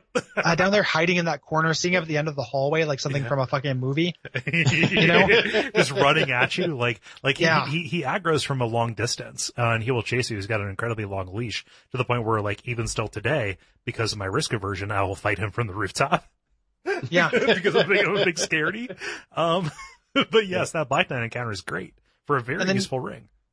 Taurus Demon, which does the classic game design thing of teaching you the plunging attack lesson that you learned in the tutorial. Yeah, on the Asylum Demon. In the Asylum, putting a twist on it, so you have the you have the archers up there. Like, that's a really, really well designed boss fight. Yeah. Combine that with elemental resistances or weaknesses, and you have an enemy that you can cut in half with one attack.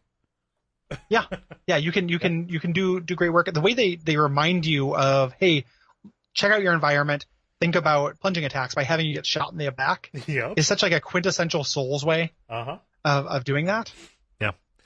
You walk through the door and you kind of don't realize that it's a boss fight until the guy jumps down.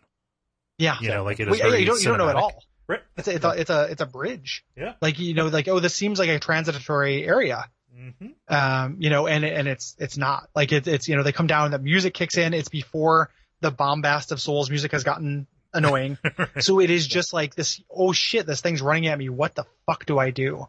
Like, there's a reason why, like, beating Taurus Demon is such a big deal, and beating Bell Gargoyles. Like, those two fights are big sticking points for people. And they both, like, teach you things and are both, like, real feathers in your cap once you get through them. Yeah. Compare it to Demon Souls, where the first boss is it Phalanx? Yes. Yeah. Which teaches you nothing. It's something you will never use again in the entire series. Well, Phalanx doesn't teach you things for later in the series so much as, like, the levels. It's kind of teaching you something about how they're going to present things to you, because you get all those fire weapons and stuff on your way, and then, like, so it's teaching you something about the general world design, but not through the boss itself. Yeah, exactly. It is a weird boss fight, especially an early boss fight for the rest of the series, as you consider it. Yeah. And also, like, it can't be overstated, that first bonfire in the parish. The number of runs that is useful for. Like, again, that is the center of so many different worlds, of so many different kind of, like, micro stages or different approaches to the same kind of area. It's incredibly useful and also economical. Yeah. And you ends up feeling like home because you spend a lot of time there. Yeah. Because this is where everyone's learning the game. So it never gets harder than the Berg. Yeah. Really, like that's like the most time you spend anywhere, and that's why that's a good answer. Yeah. John. So Mikkel, I was a little bit confused when you first. It's you. Okay. Painted World of Ariamis. Oh, of course. Surprising no one. That's my favorite. Like, we did a top favorite areas, and that was my favorite in the series. So it's my favorite here. I think that even it's kind of weird because it's not connected to anything. It doesn't lean into the strengths of Dark Souls 1 so much. It is explicitly like a Demon Souls kind of callback. I just think that it's really interesting. I like the way the shortcuts are used in it. I think it's a density of very useful and interesting shortcuts for where it's at. The idea of getting stuck through a painting, I think, is badass and cool. Absolutely. And surprising. Like, when it happened, I had the option to, like, inspect painting and clicked on it and then got sucked into it. It is awesome. Yeah. That is a great moment. They take some things away from you. Like, you can't teleport back, so you don't get a merchant. You're trapped. You're trapped. Like, and then you get to have that, like, you fuckers are trapped with me, kind of feeling. And then there's just so many, like, little areas of it that are, like, I think real hostile and spooky in a way that is a little bit unusual. So like seeing the Phalanx callback again, just speaking of that, was awesome. Like, I'm just like, what the fuck is that thing? And then it lurches towards you, and that we're finding that field full of dropped cages. Oh my gosh. Yep. Like, yeah, that is just like, man, these things are just falling from the sky as like people are throwing prisoners into a painting.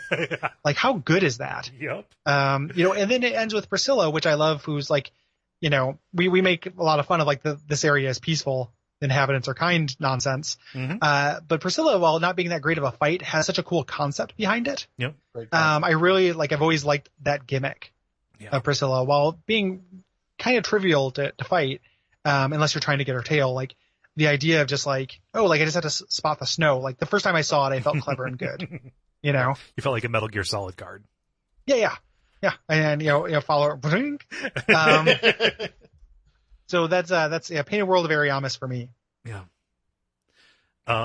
For sure. That was my second one. I put it second. Would have been my first, if not for the fact that I knew that you were going to do it. I love the spiral staircase to nowhere.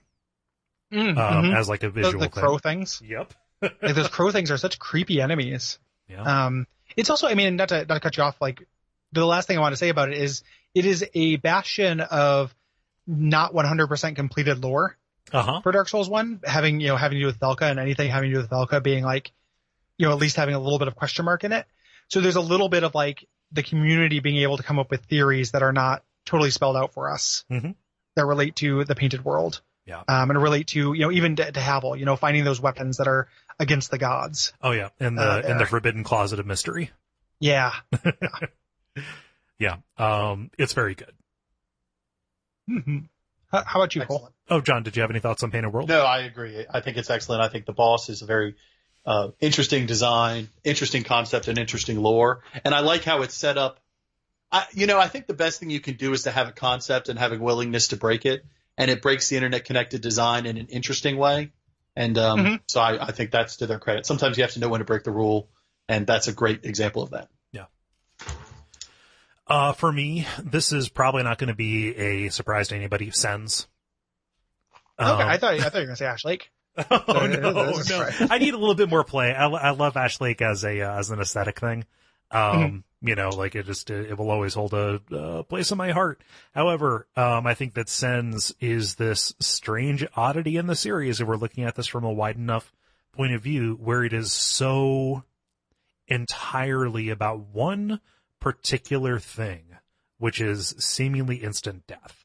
And everything, is kind of centered around it. There have been houses of traps kind of interspersed throughout, but they have not been as intimidating nor as ruthless as this one is. That moment when you finally are able to make the run, and it's a substantial portion of the area, to get to the first real bonfire in this place, when you're able to do it is, I was more satisfied when I did that than when I beat Ornstein and Smo. There are parts of it that are broken. Instant death generally is never fun. And I also never felt like it was anybody's fault but mine when I died, because everything is so clockwork and moves in such a predictable kind of way. Yeah. Sens to me is this weird standout oddity in the entire series. And again, if we're talking about one of the strengths of Dark Souls being that each area has its own idea, boy, does this have an idea, and boy, does it stick to it. And executes on it really well. Yes. I don't think there's anything that Sens needs to do better. No. Like Sens is definitely on my short list in case I got snaked, it is, it's funny how like Sens can kind of be, even if I know it, like know it really well, it still stays intimidating. Mm-hmm. To me, like those bridges with those swinging things, like even if I know, like I speedrun this game a few times, so I've memorized what you need to do to get by those. It doesn't really matter though. No, you're still holding your breath. Yeah, you still hold your breath like through the whole thing. It's got that I guess if the one like nitpick is I don't like the slime pit full of the Titanite demons. Yeah, it's a bit much. Yeah, I think it's a bit much. But other than that, it's very good. It's got everything. It's got comedy. Like it's got the barrels falling down on the guy. Like it's got the mimic. It's got the elevator to the spikes. That's where you find Logan. It's full it's like full of secrets. Yeah, full of secrets. Like Sens really has everything. Like everything except a really good boss. Like the most notable thing about the boss is the fact that you bring Tarkus in. Yeah.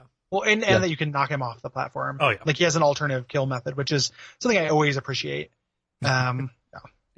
I like the fact that it's a hostile environment, but its lore is to be a hostile environment, right, which is something they don't normally do. So it's consistent with what it's trying to do. And I think the boulder mechanic is very fun. It adds sort of a puzzle box element to what you're doing as you're sort of working through the level. So the idea you can change the boulders and go to different places to try and solve different puzzles, I think is a cool concept and something that definitely works. You're in a pinball machine.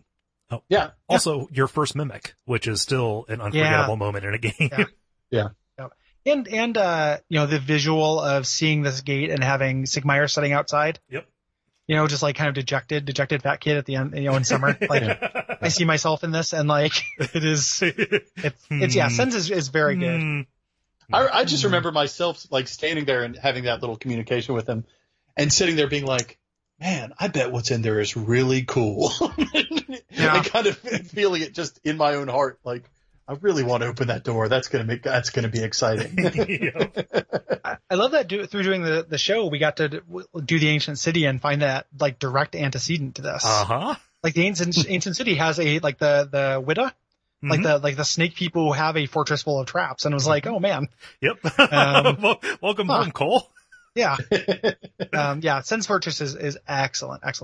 Yeah. John, what do you think is the worst area, or your least favorite rather? I think I know what you guys are going to say, so I'm actually going to pass to you guys on that. But I think Tomb of Giants I think the darkness is an interesting concept, but I think they took it a little too far. I don't think it works. I think mechanically it's interesting, as you said earlier when we were discussing, the idea you have to make a decision about how you're going to fight. I think that is worth it. But any area where I pretty much have never played it without just trying to figure out how to run through it, I think is a little bit of a failure. I think there are worse areas, but I think you guys will probably pick worse areas. Yeah. Tomb of Giants was my second pick, actually. And now I'm terrified that Gary is going to snake the obvious one. So I probably won't, because I'm making an attempt to look at them. Like I'm trying to look at it from a different perspective. Okay. So we can, so you can say the obvious one. Or you can say whatever you want. I think it's worth talking about the Tomb of Giants, though. The darkness is a good idea. I really wish it was combined with a better geometry and better enemies. Yeah.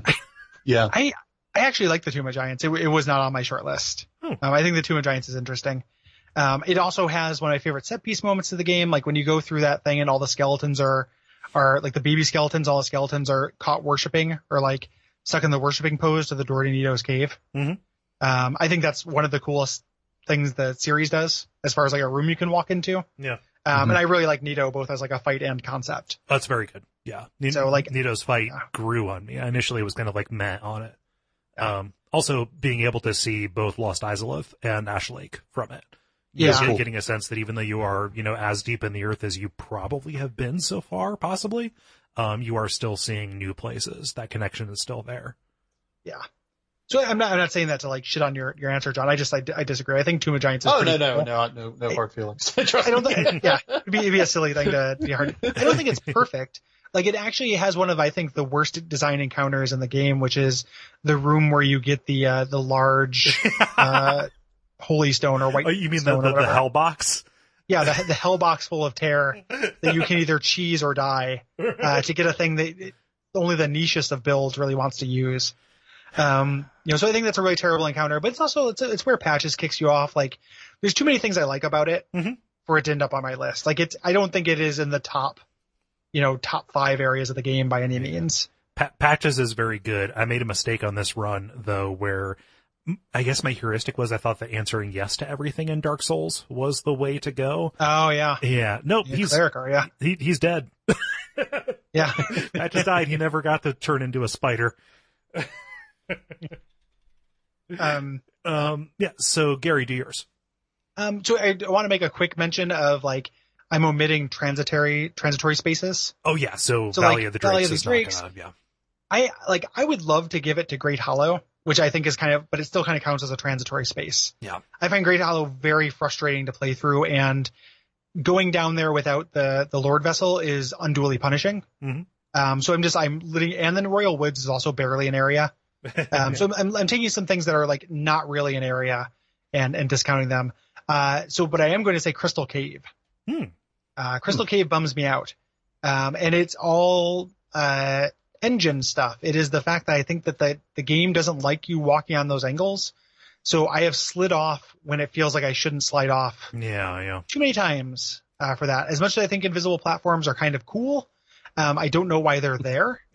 I was just about to say, not a Last Crusade fan, are you? Yeah. If only it was just your faith that got you through.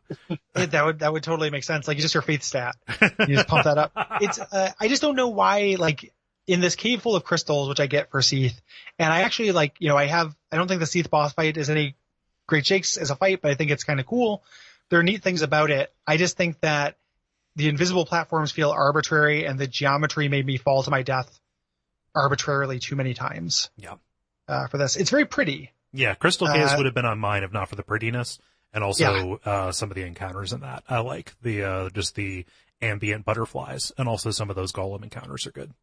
The ambient butterflies are good. I hate fighting the golems on uneven ground, which is like where you fight most of them. So what would happen is I would block, and I would go and like just get shot off the platform, like scoot back, hit the invisible line where it's not a greater degree of steepness. Mm-hmm. It's just the game decides at that point I am falling. Yeah. And again, in a hatefully designed thing, this is also where you get one of the other big Titanites, or one of the other embers, or the big blue ember, or whatever. Yeah, big blue ember or whatever, which is very, very hidden and a pain in the ass to get. Yeah.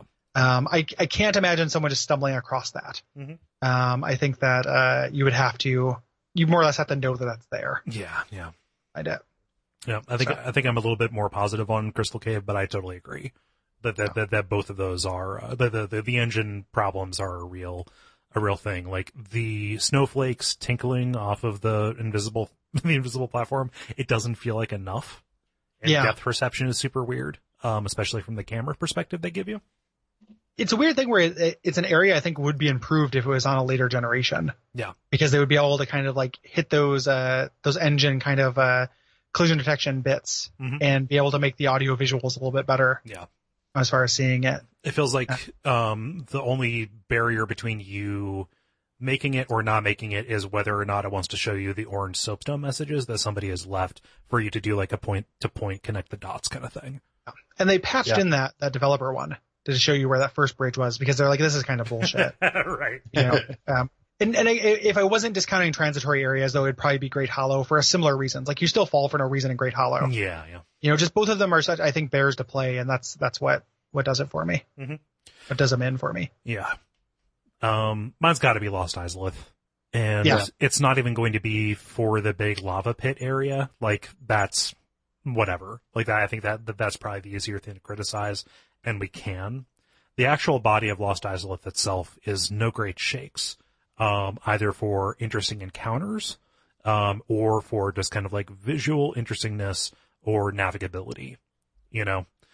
It's very small. Yeah. That's the thing I forget about. I mean, it does, like, that was on my list, obviously.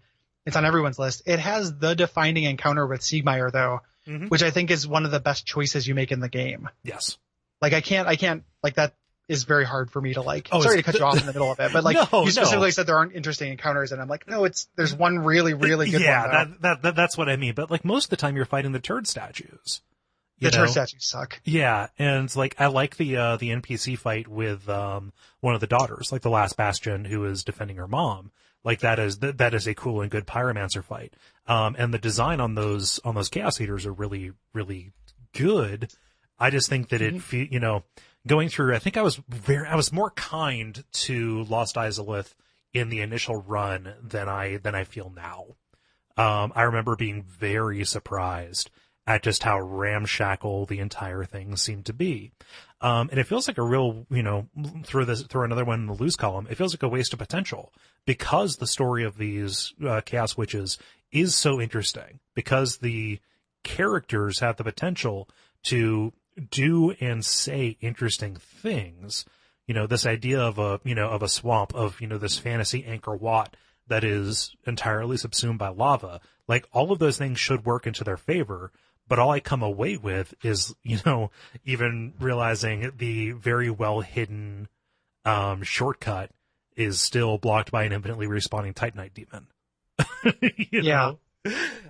It's no great shakes.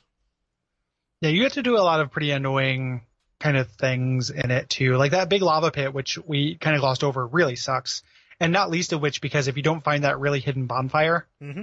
it's a really annoying long run, and you are doing like ring fiddling. Yeah. You gotta spend a lot of time like fucking around in your menu. Yeah. Which is a bummer. Yeah, I wish that I think as far as like areas, it wasn't my choice, but as far as areas with the most like wasted potential, mm-hmm. I think I would say this, because Angkor with like trees growing through it everywhere, like a weird fire and growth, fire as this metaphor for unrestrained kind of growth. Yes. And then actual like unrestrained growth kind of coming through would have been really incredible. But instead they made a big eye-searing lava pit with gigantic half-dragon butts hopping around. And then you fight the little turd statues, which are like not very cool. And then eventually you get to the Chaos Eaters and the Pyromancer and the Siegmeyer encounter, which is very good. Yep. But then you fight a boss, which a lot has been said about and will be said about. Yeah. So I'm with you. The Solaire encounter with the Chaos Bugs as well. That's very good, actually. Yeah. That's great. That's what I mean. I'm putting that in the win column. Like, I want to give that its due.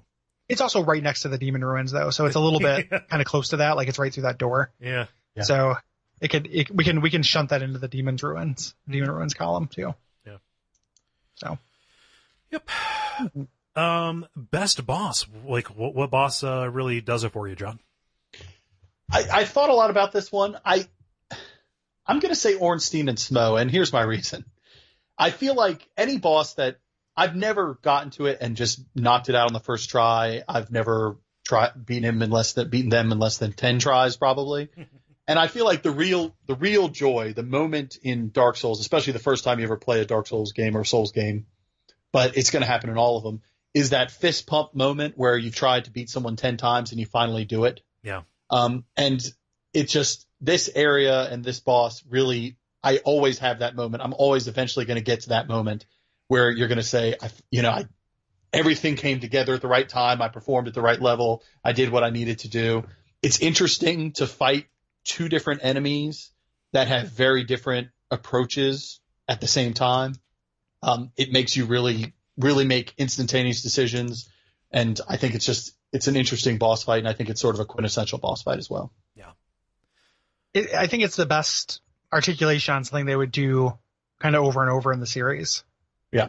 Like, where I think that it's really, the way those two boss movesets complement each other is really strong. Yes. It's really obvious, right? Like, it's just like one is big and slow and hits hard, and one of them's fast and doesn't hit as hard.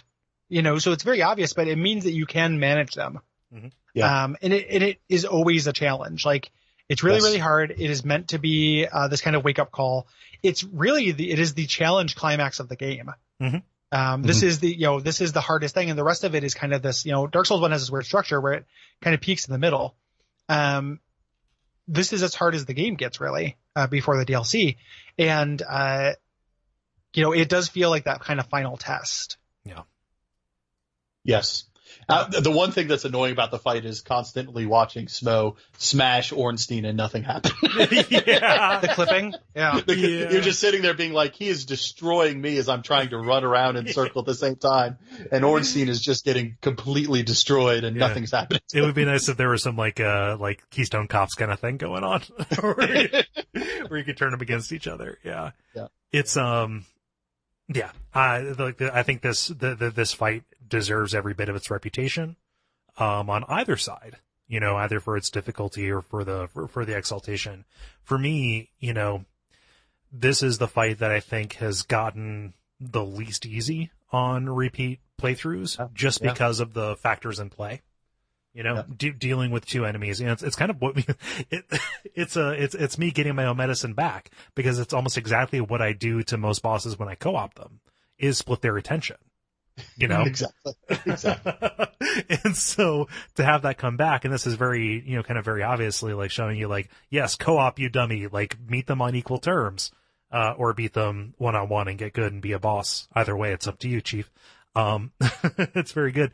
But the moments, if you're fighting them solo or if you're fighting them together, where the shape of the fight changes from this kind of like, I'm kiting them around, trying to separate Ornstein and get as many hits in as I can till he goes down and I can focus on Smo, or whatever way you want to do that. Like, where you do get those moments to fight one of them one-on-one and recognize how fleeting that is, and just get this instant, like, hot, cold, for the way an encounter in Dark Souls can immediately change tides on you right away. Yeah. It sounds like you're going to say you get this hot coal, Yeah, And yeah. I was thinking about, you get hot coal. Well, sometimes you get hot coal, and then sometimes you get librarian coal. Yeah. It depends on. Just take off your motorcycle helmet, let your curls like shake your head. Yeah, but you know what I mean, right? Like, hot and cold. Yeah. Do you guys recall the dejecting moment the first time you beat one of them and he regained all his energy? Because I was like a dunce trying to wear them down equally, or that's just the way that I'm just going to finish the other one off. And as much as I don't like how they articulate it, at the very least with like Throne Watcher and Throne Defender, they play with that idea. Right. It's an idea. I don't like how that goes at all, but they do eventually try to do something with that. You know? Here it is much stronger. It's a great boss. It's really the iconic boss too. They end up becoming kind of like mascots for this game. Yeah. In a way, like along with Solaire, you know, ONS. Absolutely. So everybody expects me to say Artorias, which I love, but I'm going to take this opportunity because it's our show to talk about a different boss, instead, because I've already talked about Artorias. Did we do the same thing to each other? We just did the same thing to each other, didn't we? Fuck! We might have. I hope not. We got to do some honorable mentions, guys, if we mess this up. So. I feel like when I talked about duels in general, I talked about how it makes Artorias so good, and I love Artorias, but I have another moment I want to talk about, and I want to talk about Gwyn in general. Okay. I'm sorry, Cole. Yeah. I didn't mean to do it to you. I'm in so much anguish. No, go. Just we can both talk about Gwyn, and then we can both talk about Artorias. Okay. Because I think the Gwyn boss fight is in talking about this and preparing for this episode, the theme that came through, and we talked about this a lot in the first part, is that the things that Dark Souls 1 does that are special don't have to do with the combat, right? Like it is the greater than the sum of its parts aspect that is almost unique to this entry in the series. And Gwyn is a great articulation of that because it is their, not their first, because there's Maiden Estrella, but like their second, but also best attempt at portraying their kind of storyline through mechanics. Through a boss in a way that you don't expect. Like it is very easy to say, hey, you know what? Ornstein and Smore are very tough. We're going to make that fight fucking hard because these are great knights. It is much braver and more subversive and neat to end your game with, hey, this person you've been hearing about the entire time, this god you saw toss lightning in the first cutscene, is a shadow of his former self. He is a pathetic wretch. The music is depressing, and this is what you're signing up for if you decide to take his place. I think that is infinitely brave. And just that feeling, that moment when you come in and hear the music, you lose the wind in your sails, expecting something huge and just getting this. There's no pomp and circumstance. There's no cutscene like we've seen before. This is a very boss cutscene heavy game. Here we just have this shaggy hot dog monster in a crown, this tarnished crown running directly at you as sad piano music plays. Yeah, just absolutely insane. The lighting in there is really, really good. He's just, he's lost it. And you can see in interviews, they originally wanted to have Gwyn be a thing where it's like, any play style. Mm-hmm. This game does have a really great variety of play. And they're like, we wanted a boss that will support that. So if you're playing as an archer, you can fight him as an archer. If you're playing as a sorcerer, you can play him as a sorcerer. They couldn't pull that off. And in the face of not being able to do what they wanted, they ended up doing something better instead, which is just like, hey, what if this is just, this is an anticlimax? And it's not just like it's not like real King Allant anticlimax. This is actually the final encounter. Mm-hmm. And it's still a little bit challenging, but it's pathetic. It's got that quiet, sad dignity that we all picked up on in the Design Works book, that has informed the best parts of the series the whole time. Yeah. So love me some Gwyn, holistically. Yeah. Snaked. I'm snaked it, buddy. Okay, you can say, I don't know, who gives a shit, Quaylag. And then go on. No. Just fade away. Yeah. John, did you have anything? Because Gary, you covered all my points. You hit all of it. So I apologize. I wasn't doing that. No, I think I agree. I think it's a brave choice. It worked out really well. I was, on my most recent run, I was very close to defeating him on the first try and thinking about how perfectly they balanced this out. Failed, and it took me about 5 more shots. But yeah, the concept still exists. He is less than the sum of his parts, and which is interesting, and it kind of reinforces the decision you're about to make. Yeah. They also, the first time I played it, and I've told the story before, but like I didn't know how to parry, so I had to fight him as like a boss, and he's actually very challenging in that respect. And the run up to him is super elegant because you fight these Black Knights that drop high level upgrade material. So you have this this run you're doing over and over where you're gonna get your equipment all the way up, just kind of naturally. You're doing it. So yeah, and like it's a difficult fight because I think. He sticks out to me, at least, as a very, very aggressive enemy. Mindlessly so. I mean, obviously, like, even that. Yeah, he will chase you, and he will give you... There's very little refuge. You have to use the geometry a little bit to try and, if you need to, use some Estus, you have to sort of figure out how to time it, and taking Estus with him is as hard as timing hitting him. It's very challenging. Yeah, in that way. Yeah. Artorias, I guess. Artorias is very good, though. Don't say it like you don't love it, man. Artorias is amazing. Artorias is great, but I feel like we talked so much about that. I just beat him. I just beat him for the first time last week. John, talk about that a little bit. Like, well, I don't want to. No. Here's my only comment on it that I thought was interesting. I opened up my New Game Plus and I was like, well, I'm just going to go and do this DLC I had not really gotten into before, and I got to it and I was not going to beat Artorias on the New Game Plus. I was like, all right, let's start a new game. A new game, not plus. Eventually got to him. What I really liked about him as a boss is most bosses you can break down and say this is either a monster or this is a duel, right? And it's two different genres. He is both.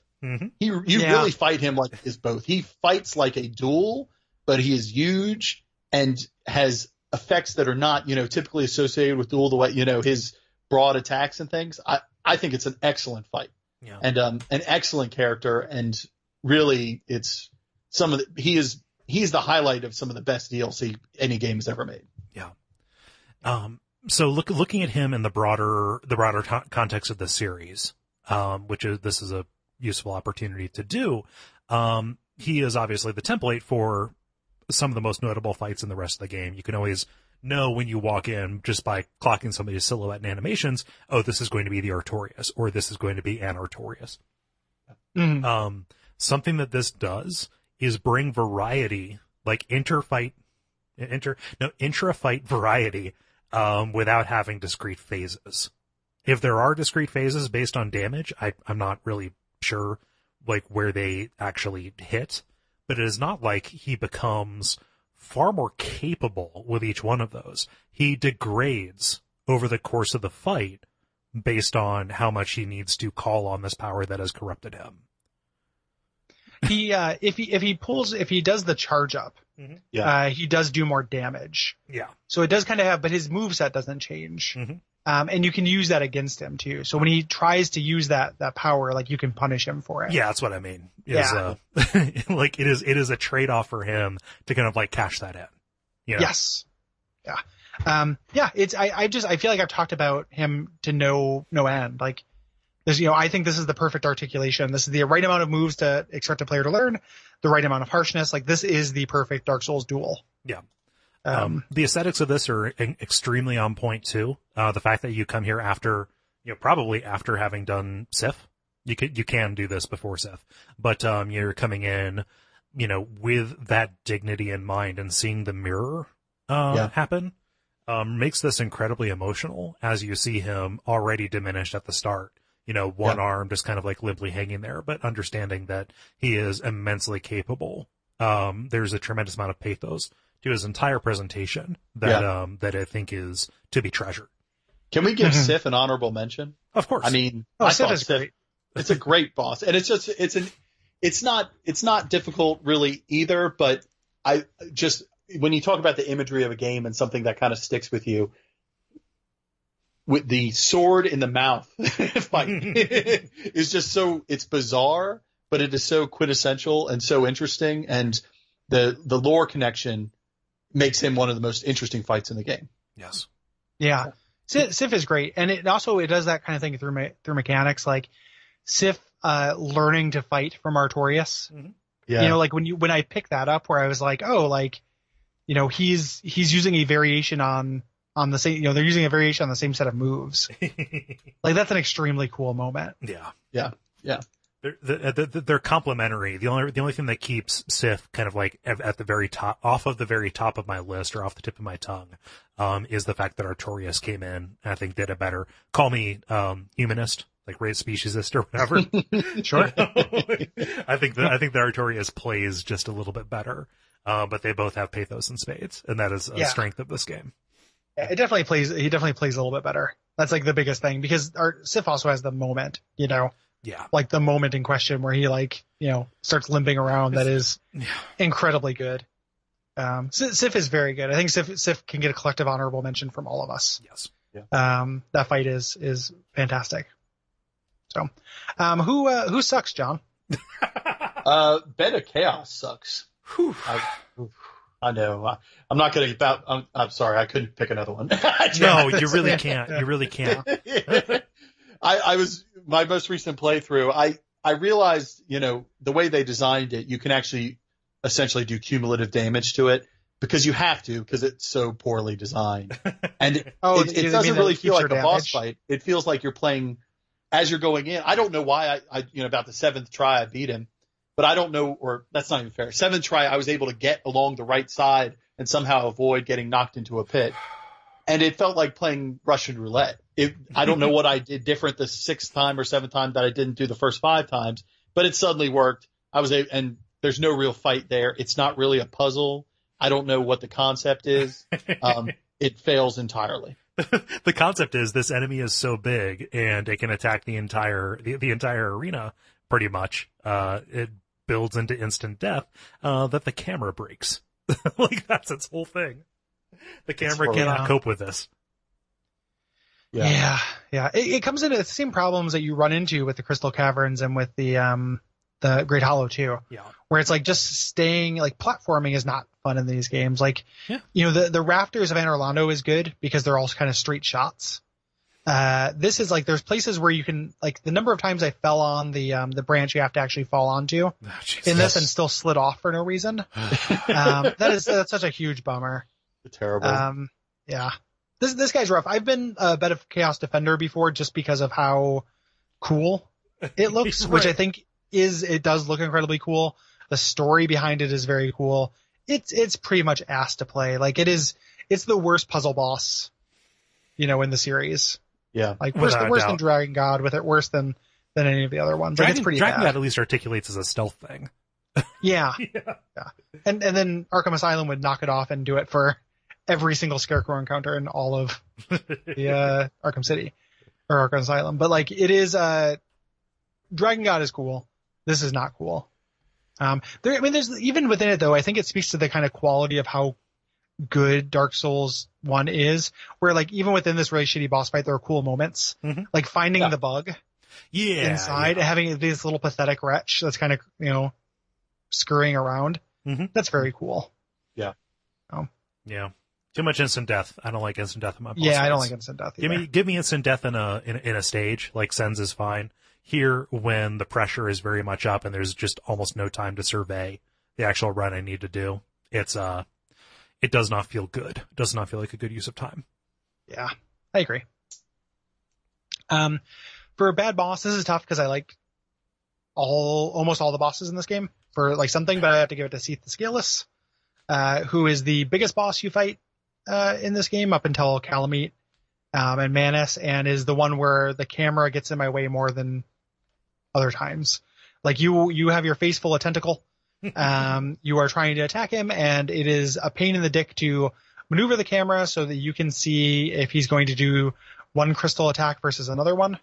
The crystal attack builds up curse, which is like too harsh of a punishment. For this, like you're lucky if you die before the curse happens, which usually I am. But you can get curse there, so you come back with half health. Like curse is overly harsh in general. I just don't like the way this fight articulates. Again, there are cool moments within it, like all of the things. So there's like smashing the crystal is cool. I like the soundtrack. I think the song for this guy is actually one of the few like really melodic, big bombast songs. But I have to say, Seath the Scaleless. Yeah, I had trouble with it. No. mostly as a fight. Then my runner-up is Four Kings, which I also have a hard time with and don't like that much. But Seath the Sailless, it's like camera problems rather than like, it just being this thing that I think is a little bit tuned a little bit too hard. Rather than motion sickness problems. Yeah, well, that too, for sure. Yeah, I don't know that I have anything to add about Seath. I, like you are a defender of the Beta Chaos, I think I'm a bit of a Seath defender. The way his base is shaped, I think, is very just kind of non-conducive to actually attacking it the way that you would normally attack it. Yeah, not a fan. Trying to get his tail was one of my most frustrating Souls memories. Yeah, that like, and Calameet's tail are the ones that I hear the most kind of like stories of frustration about. Yeah, they're both pretty tricky. So, yeah. I mean, as much as we all miss tails, like that is a cool thing. But, yeah. There are some of them where it's like you just want to say, forget it, man. It's Chinatown. Like, don't go after it. Don't There are some tails you should not try to get. The pink tail, 1. Calameet's tail, 2. Yeah. Seath's tail, 3. Yeah. Priscilla's tail, 4. The Seath's tail, you get the Moonlight Greatsword. It's like I wanted that. So yeah, well, it's such a good weapon. Yeah. I did. Yeah. For me, Capra. Yeah. I feel like we have this. We just did our bottom bosses thing. That's the top 10 that you and I did. Yes. I won't relitigate my entire case because that's available if somebody wants to hear it. 2 things about this that I don't like. Again, instant or quick death. I know what the boss is trying to teach you. But again, we have this geometry problem because the entire fight is designed around this incredibly awkward, area, the stage that you're fighting him in. And 2, I do not like these spikes, these walls that keep people away from seeing the rest of the game, especially because this is a fight that is keeping you out of the depths. Like, it is a critical path fight if you are trying to get down to that side of Blighttown. Like, if you have not taken the Master Key, you have to go through this, and I have heard way too many stories of people bouncing off of this. And that sucks. Like, yeah, I probably had a 4-month break after getting stuck at Capra and then coming back and finally beating it. Yeah. Yeah. If it's a matter of putting this in a slightly different arena or getting way more people to see more of this cool game, I think that arena comes with way too high of a cost. Yeah. It is empowering when you fight the same creatures later and they're pretty readily handled. Now, obviously the arena is the factor there and the dogs. Right. But it is empowering later when you fight them. Yeah. You can kill scores of them. Mm-hmm. Yeah. My defense of Capra is in that episode that Cole mentioned. Yes. So rather than, I don't mind Capra that much. I think it is okay. Partly is just because there are other things I had a huge difficulty spike with. I did not have as big a difficulty spike with Capra as I think most people did. Mm-hmm. Like, it was hard.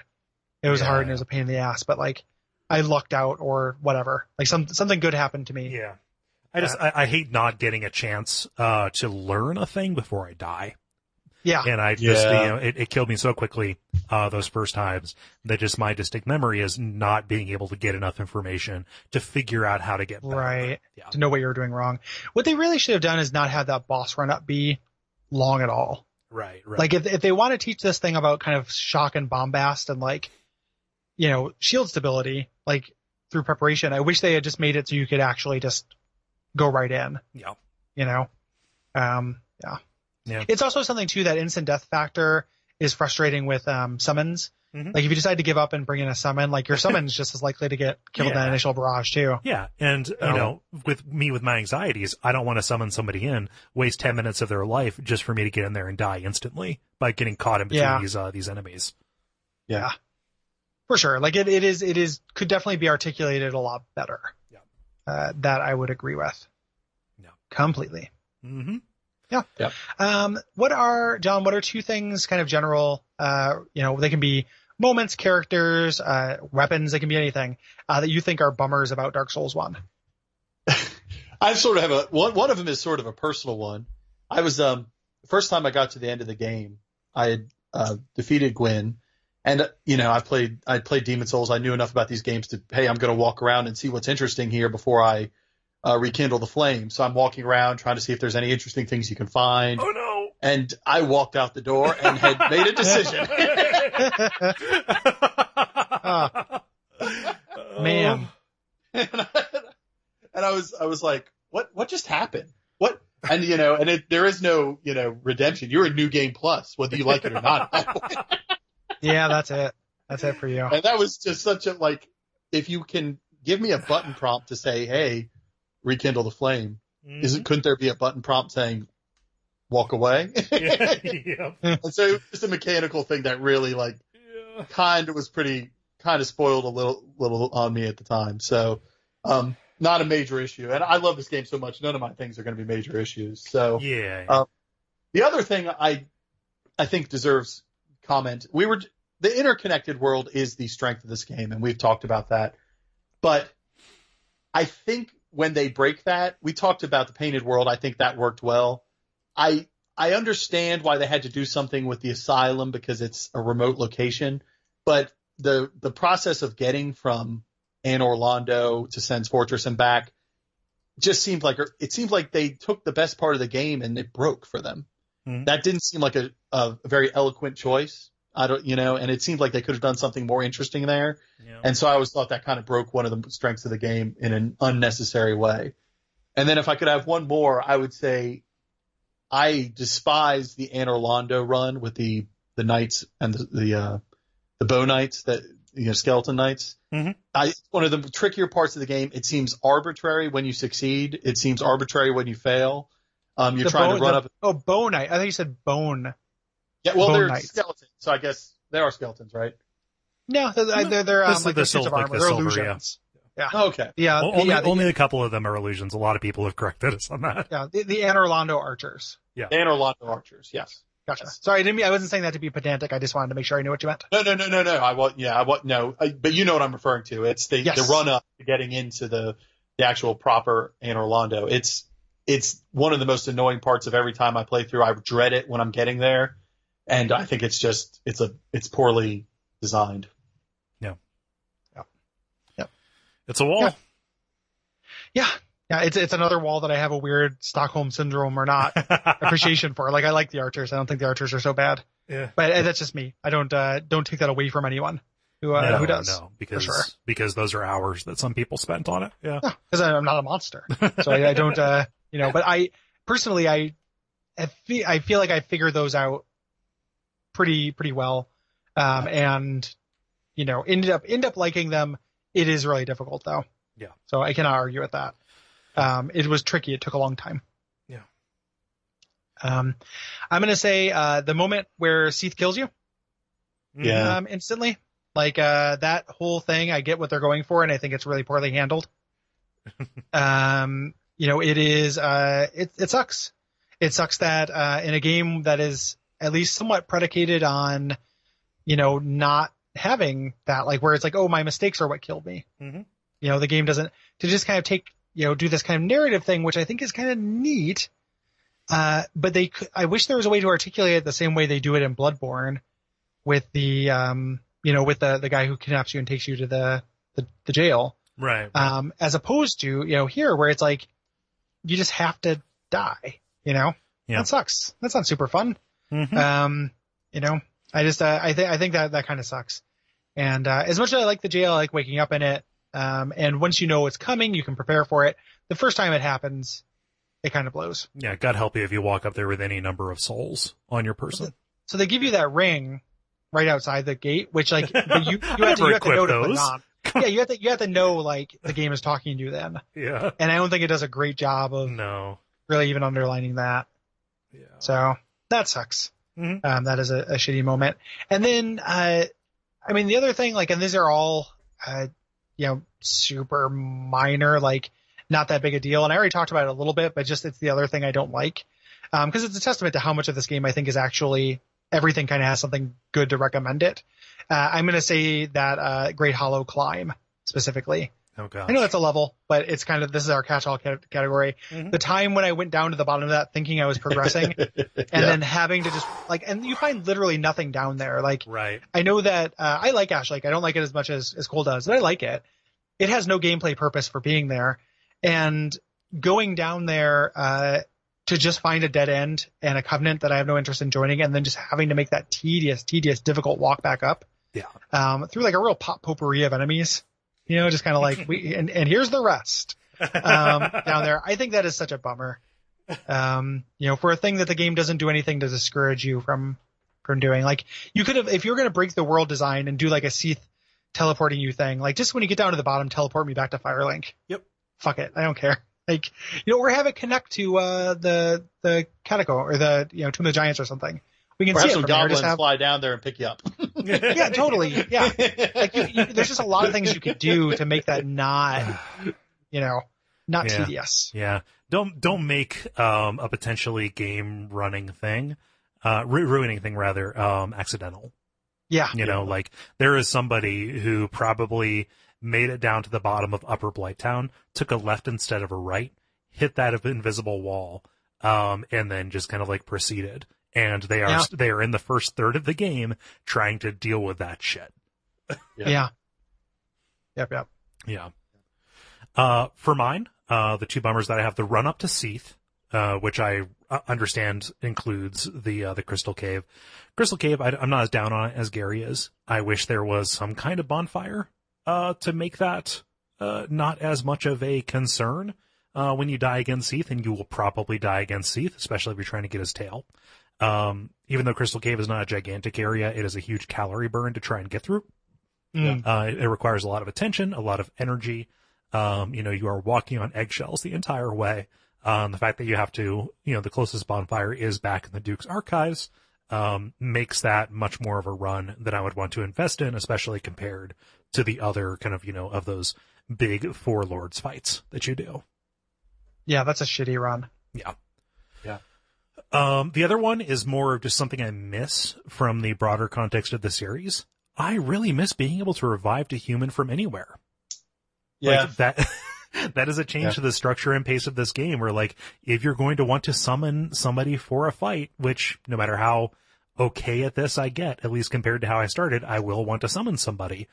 You have to commit to it right when you rest, from your safe haven, as opposed to everywhere else. I never even noticed this was a difference when I played these other games that, they just would let you get up to the fog wall and then turn human and wait. That is a bit of a bummer, and it's something that I wish was like backboarded. I understand it's a bad idea. There are people who like that particular aspect of this, but it was a real kind of like eye opener for me. Yeah, it's weird. Yeah. It's the kind of thing, depending on how you're playing, like, you could go through the game and not run into it. Yep. That much. But, when you do run into it, you're going to notice. Yeah. It was a good idea that from 2 onward, you would just be able to, do that. Just pop a thing. From your inventory. Yeah. It's weird too, because you can pop a thing even when you're already human. Yep. And you can do it and not turn yourself human, which is a difference between 3. Like 3, the item turns you human, but if you're already human, you can't use it. Mm-hmm. But here, it becomes this. It's the dark side of that strength of having everything be a multi-purpose item. Yeah. Because it is also just that powerful heal. But I want this other aspect for it. I don't want to wait. Yeah. Yeah. Yep. John, 3 awesome things. I'll start with just smaller things. Pyromancy. I mean, obviously, I believe this is the introduction of pyromancy. They obviously expanded more into other types of magic. And magic equivalent, things that are not just sorcery. They later did hex builds and things like that. But pyromancy is cool. It adds a different element to the game. You don't have to scale it. You just have to dump souls into it. You don't have to scale it to any particular thing. So you can combine it with whatever you want to do, whatever kind of character you want to do. It allows entry-level players a different approach to things. It gives you a little bit of ranged combat, even if you want to do a bigger build. So I think pyromancy is a really cool thing.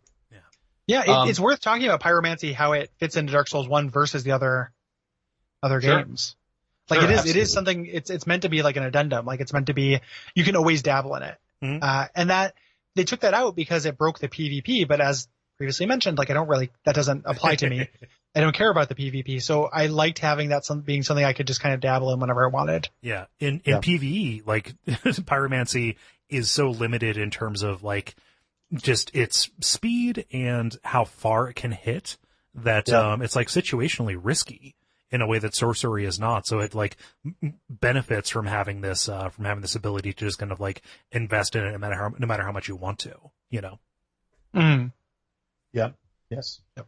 Good answer. Absolutely. Another thing, and this isn't necessarily just to this game, but one really interesting choice I think they made is, good game design is when you don't have to grind. But earlier we talked about the idea that you can control your own difficulty. I think they've consciously put in some grindy parts into this game that allow you, if you're really stuck, there's nothing worse than just being like, hey, we're going to make our game hard and get good and that's it. And I kind of appreciate for the new player, they give you that chance a little quicker. In Demon Souls, as we talked about earlier, you have to get through 1-1 before you can even really do that. Yeah. And so it's a huge wall that a lot of people will never get to. And so I think that's a good thing. The fact they give you that option. I've often wondered, is it the crest of Astora? I often wondered if they did that on purpose, if they included that as a way to, give you access to somewhere where you have access to higher, return. Oh, fights. that gets you into the Forest Ranger, side of Darkroot. Yeah. Yeah. Yeah. But it's nice they did that. I think it's a little bit of a concession, and it gives you that opportunity to try and do something different. And then I think we've talked a lot about at the beginning, the interconnected world and all this, but the innovation of the bonfire, the whole theme of your show, the intro to your show is, some of our landings were desperate adventures. We are now prepared to meet the inevitable counterattacks with power and with confidence. The rhythm of this game when you first start going, and I think you mentioned like the first 2/3 of the game when you're still learning it, you're still getting into it. Mm-hmm. That rhythm of I've got to get to a certain point, and it's almost like a bad gym coach be like, as long as you work harder and do better than last time, then the next time you're going to be the best player in the world. But it's true in this game. Yeah. As long as you're always doing a little bit better, you re-get your souls, you build yourself up. That bonfire system is amazing, and it ties in this idea that you're going out there, and at the beginning, you're not going to get to the next bonfire, but you're learning the mechanical skill that is this game. A lot of this game, when you first start, it's just mechanically learning how it works in your own rhythm and timing. Once you learn how to play a Souls game, you will automatically be better at every other Souls game as you play it. And as you develop that competence, then you're prepared to deal with what you come up with and what you're going to have to fight. And then when you overcome things, there's that real euphoria. And I think the bonfires allowed that feeling in a way that really has become quintessential to the game and to all of the derivative games after it. Yeah. You, I think, are the only guest who has called attention to the FDR quote that we used to open the show. However, you are in one of 2 episodes that will not feature that quote. This and that. You're on 2 of them. You're on the 2 episodes that won't feature that quote. It's really cool how you pulled that off. Yeah. Tough shit. Did I interpret it correctly? Or you guys... Yeah, you did. You interpreted why I picked those from the 30th Fireside Chat from FDR. June 12th, 1944. Yeah. Yep. Yeah. You did research. Good. Yeah. Yeah, but from the very beginning, when first episode I ever heard that quote, it clicked with me. I was like, I understand what they're saying, and I understand where they're going with this. So, yeah, I thought it was a great choice. He's a great president. Yeah. Is that 3? I don't remember. I don't have. I agree with those things. I have nothing to. It was bonfires and it was grindy bits. Yeah. I like all those things. Yeah. As well. So I'm gonna start small and go slightly bigger. The small one is pretty much everything with Dark and Orlando. As a moment, like the coolness of like, can I actually do this? Oh shit, I can. Oh shit, that happened. Oh shit, there's a new boss. Yeah. Oh shit, that's a new story element. That kind of comes through. Like this recontextualizes everything that came through. That's incredible. Yeah. That is just like, one of the first video games I've had happen contrast this with, I keep bringing it up in comparison, cause it's worse. I keep thinking about Oblivion, and like the first time in Oblivion where I was like, can I kill Patrick Stewart? And you stab him and he falls down and he's just sleeping for a little bit until he gets back up and acts like nothing happened. Like, fuck you, Oblivion. Like, I get that you have essential things, and they do that better in Morrowind. I get it. But for here, like, it takes it and rolls with it in a way that is just really, really cool. Yeah. I think. And It seems high cost. It seems very notable that you are going to irrevocably change an entire area, but you can only do that once you're done with it. Like, maybe you're going to have to go to the painted world, and that's just something you're going to have to deal with at that point. But like, they know how to give you the full brunt of that sense of kind of like consequence without actually taking anything meaningful away from you for doing it. Yeah. Yeah. And you, there's, other than PvP, there's just no reason not to do it. Like, right. I like the Gwendolyn fight a whole lot. It's very not cool. enough to be in like my top 3, but I think it's a really cool fight. And I think that it's just the fact it goes in with that painted world thing where it's like, this is really cool content they have hidden from people. Yeah. People are going to get through this game without actually playing this one of the cooler things about it. Mm-hmm. Yeah. In fact, people are going to go out in search of stuff about Dark Souls. On message boards and stuff. They're going to hear, wait, Dark Anna Orlando, that's weird. And they're going to start up a new playthrough to go and do that again. Yes. Yep. Yeah. Yep. A moment I love, when we did the episode on that and we had Bob Mackey on and he did not know about Dark Anna Orlando. Yes. I'm not saying that to dunk on him because we made it our job to learn about the series. That's why we knew it. But it's just like the fact that somebody who it's their favorite area, it's one of their favorite games could not know this is just confident. That is good developer stuff. And that's something that, like, I talked a lot about things that they stopped doing in the series. They've kept that actually pretty well. Most of the games have some kind of like significant secret or hidden area. Yeah. That they've kept from people. Mm-hmm. That's something that's a value that the company has that they're really good at. Yeah. The second one I want to say is a little bit vague, but I'm going to say general weirdness. And this is exemplified. The weirdest thing is the grub thing that can happen, getting the parasite in your head, the changing your kick out animation where you shoot a grub. Being egg burdened in general. But having that kind of weirdness is extremely cool to me. Just like, oh, that is in a really, I guess that's like the biggest example I can come up with. There are other things too, like those oysters on legs are very weird. The Chaos Eaters are very weird. Yep. But that like egg burden thing is so good. It's a status you have to deal with. It's right up there with Curse. Thing. Yeah, it's a terrible thing that there are tons of advantages to having. Same thing with Curse, right? Like in an off way where that's how you get through New Londo. Like them taking these kind of having secret kind of upsides to these bad things is just very strange. From a design perspective. And that's something that they've largely given up. There's nothing as cool and weird as egg burdened in any of the games that came after this. Like, that is so cool. Yeah. Like, egg burden touches a lot of other stuff. Again, interconnection.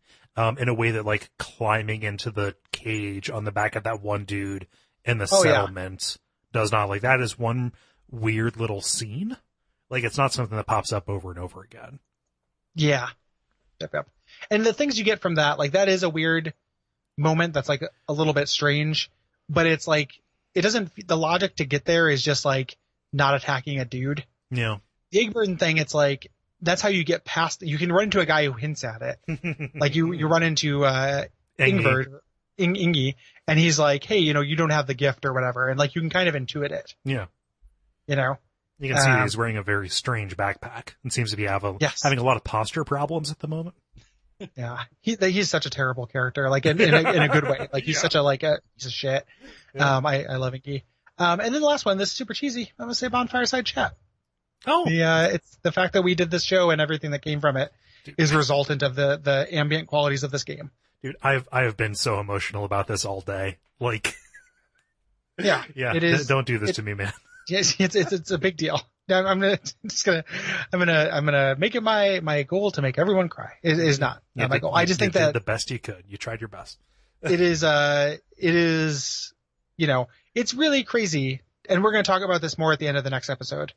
But it's very, very crazy to think of something as silly and flimsy and inconsequential as a video game having this big of an impact on my life. Yep. Which it did. So that is something I will forever be thankful to the Dark Souls 1 for. And it's specific to Dark Souls 1. Yeah. If I feel like if we had gotten into Demon Souls, I don't know if it would have had enough of those ineffable qualities to mandate what we did. It is a perfect storm of us both already being on the same, already working on Watch Out for Fireballs, and then both feeling the same amount of passion for this exact same thing that supported what we wanted to do. Yeah. It is a nice coincidence. It is. Yeah. Well, thanks for making me follow that. Yes. I'll cut it in at the end. Okay, cool. I'll cut it in over FBR. So, 3 things I think are great. The floor of the drained New Londo ruins. Oh, man. Yeah. Yeah. I was taken aback by how shocking that still was. It is, I think, one of the singularly most upsetting images in the entire series that has been full of some pretty upsetting images. We just talked about having a parasite live on your head. Now, like, that's kind of upsetting in a body horror kind of way. That is not as upsetting as just having human bodies as sediment. These glistening, half-rotten, Salification. Like, waxy.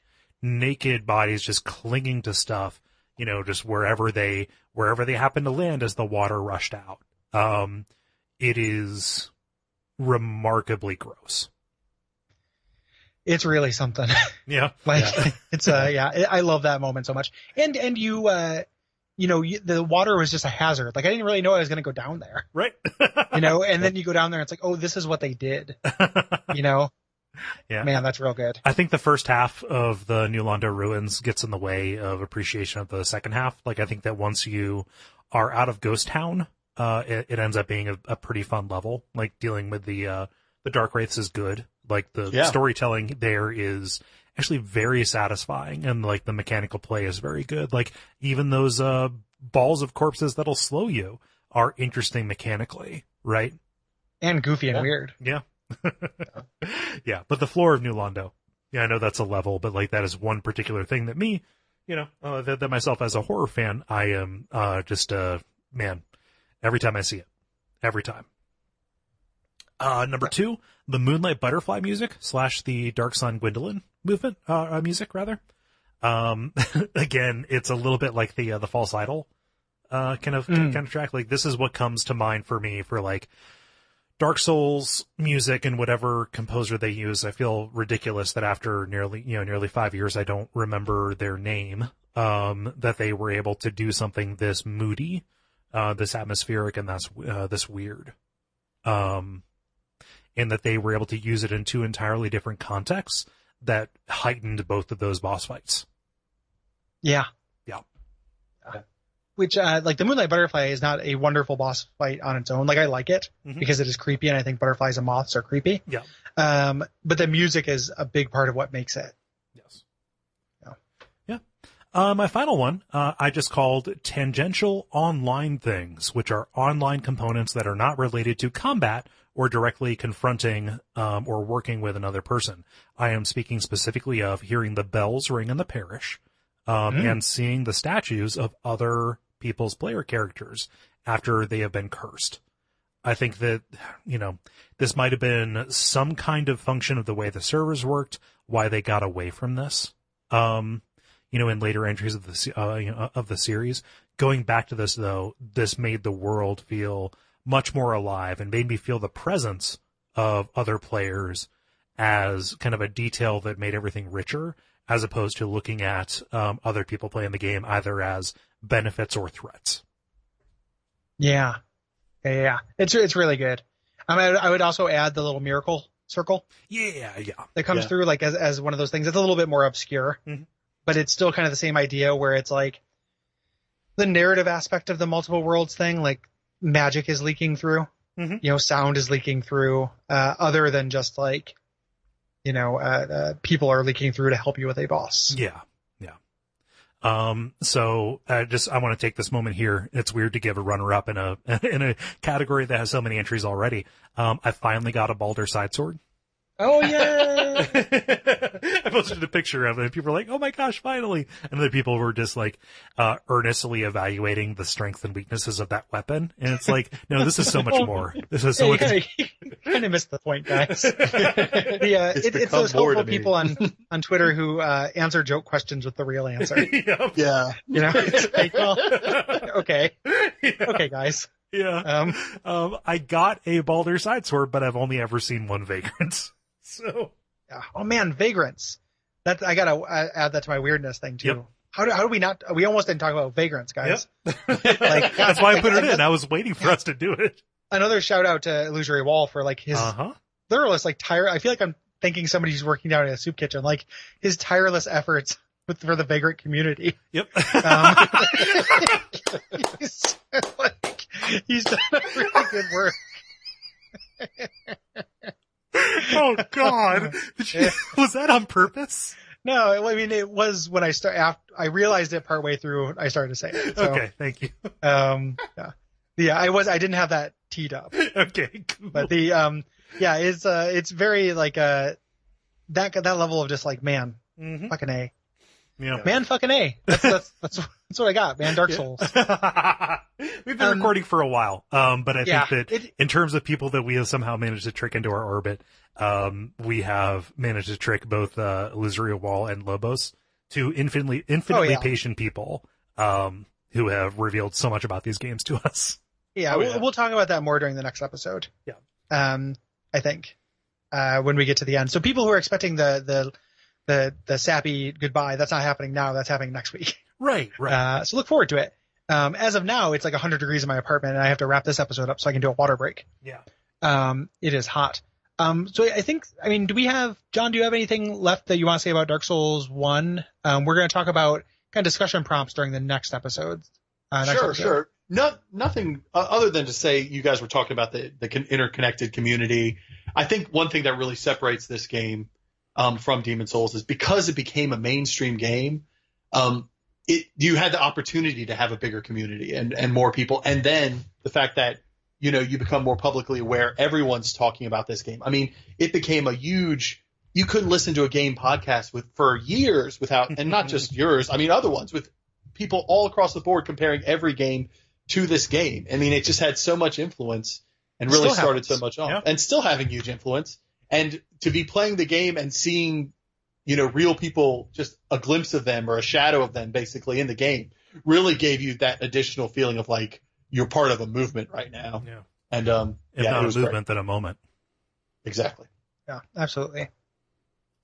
Yeah. Wonderful stuff. Like doing this revisit, like confirmed to be my favorite in the series and definitely like, in my top 5 games ever, like very close to my heart. Yes. This is. Yeah. Yes. And I can't separate it from that firstness. I can't separate it from Bonfireside Chat, but why should I have to? Yeah. There's no governing body. Like I can, it's okay for me to feel things. Yeah. So I really love it. John, thank you again, for joining us. Yeah, absolutely. This. No, I really appreciate the opportunity, guys. This has been great. Do you want people to follow you on Twitter, or do you have anything that you would like to plug?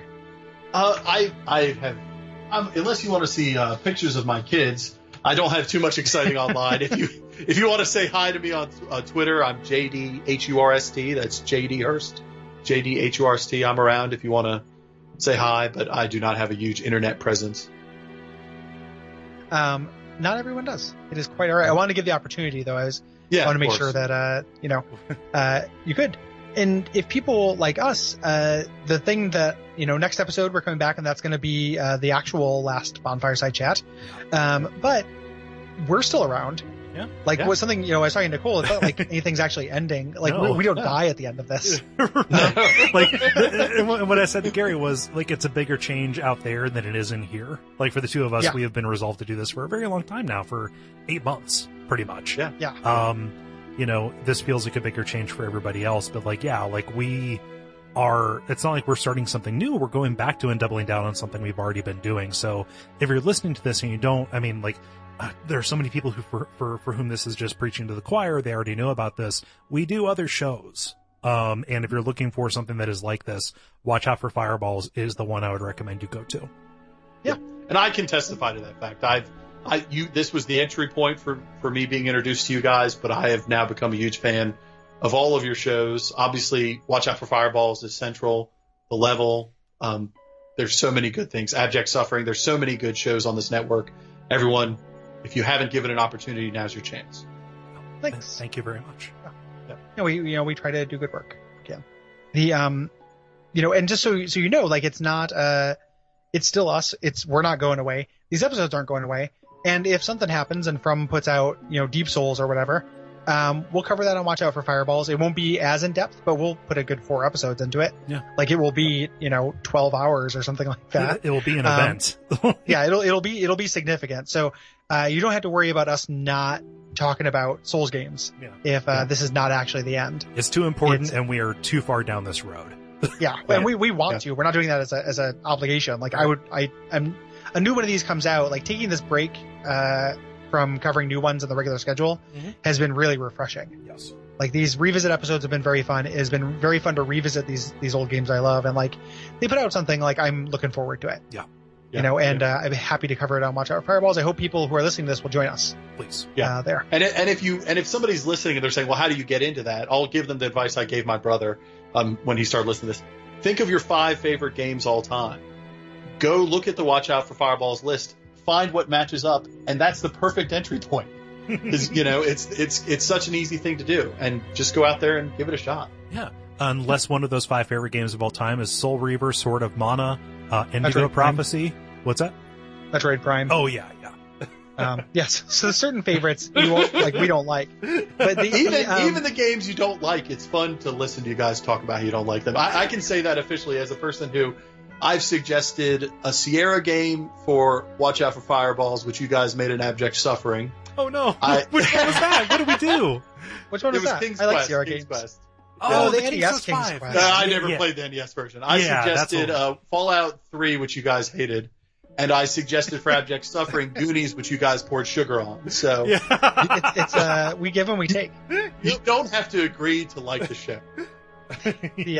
Hate is a strong word for my very complicated feelings on Fallout 3, but it's just to clarify, like I have very complicated feelings on that entry in this.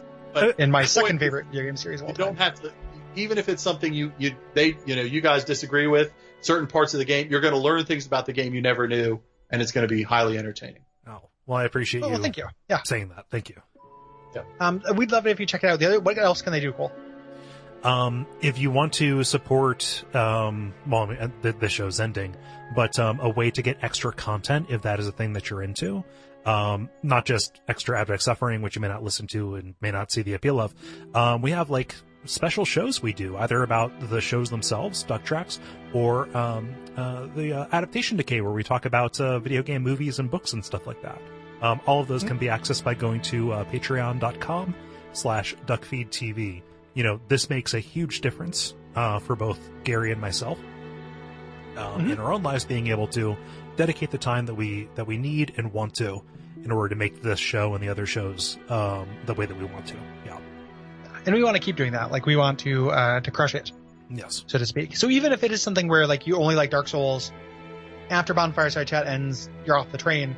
You can, I wouldn't chide anybody for it's like, you know what, I really like those shows. I got a lot of entertainment out of that. That's worth $12 a year to me. Mm-hmm. $1 a month. Yeah. So like if you decide that, we would really appreciate it. Yeah. I think that's probably about it. I think so, yeah. I would encourage people, listen to the next episode. I know that not everybody listens to the appendices or the After Darks. It is going to be more than just it's the last episode of the show. Yeah.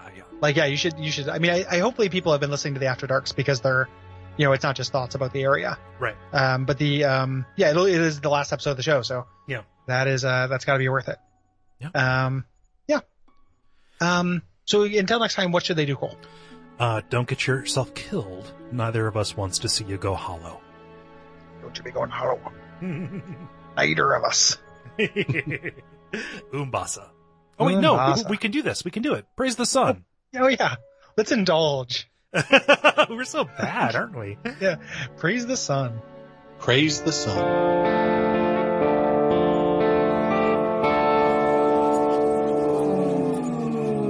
Let us unite in banishing fear. Together, we cannot fail.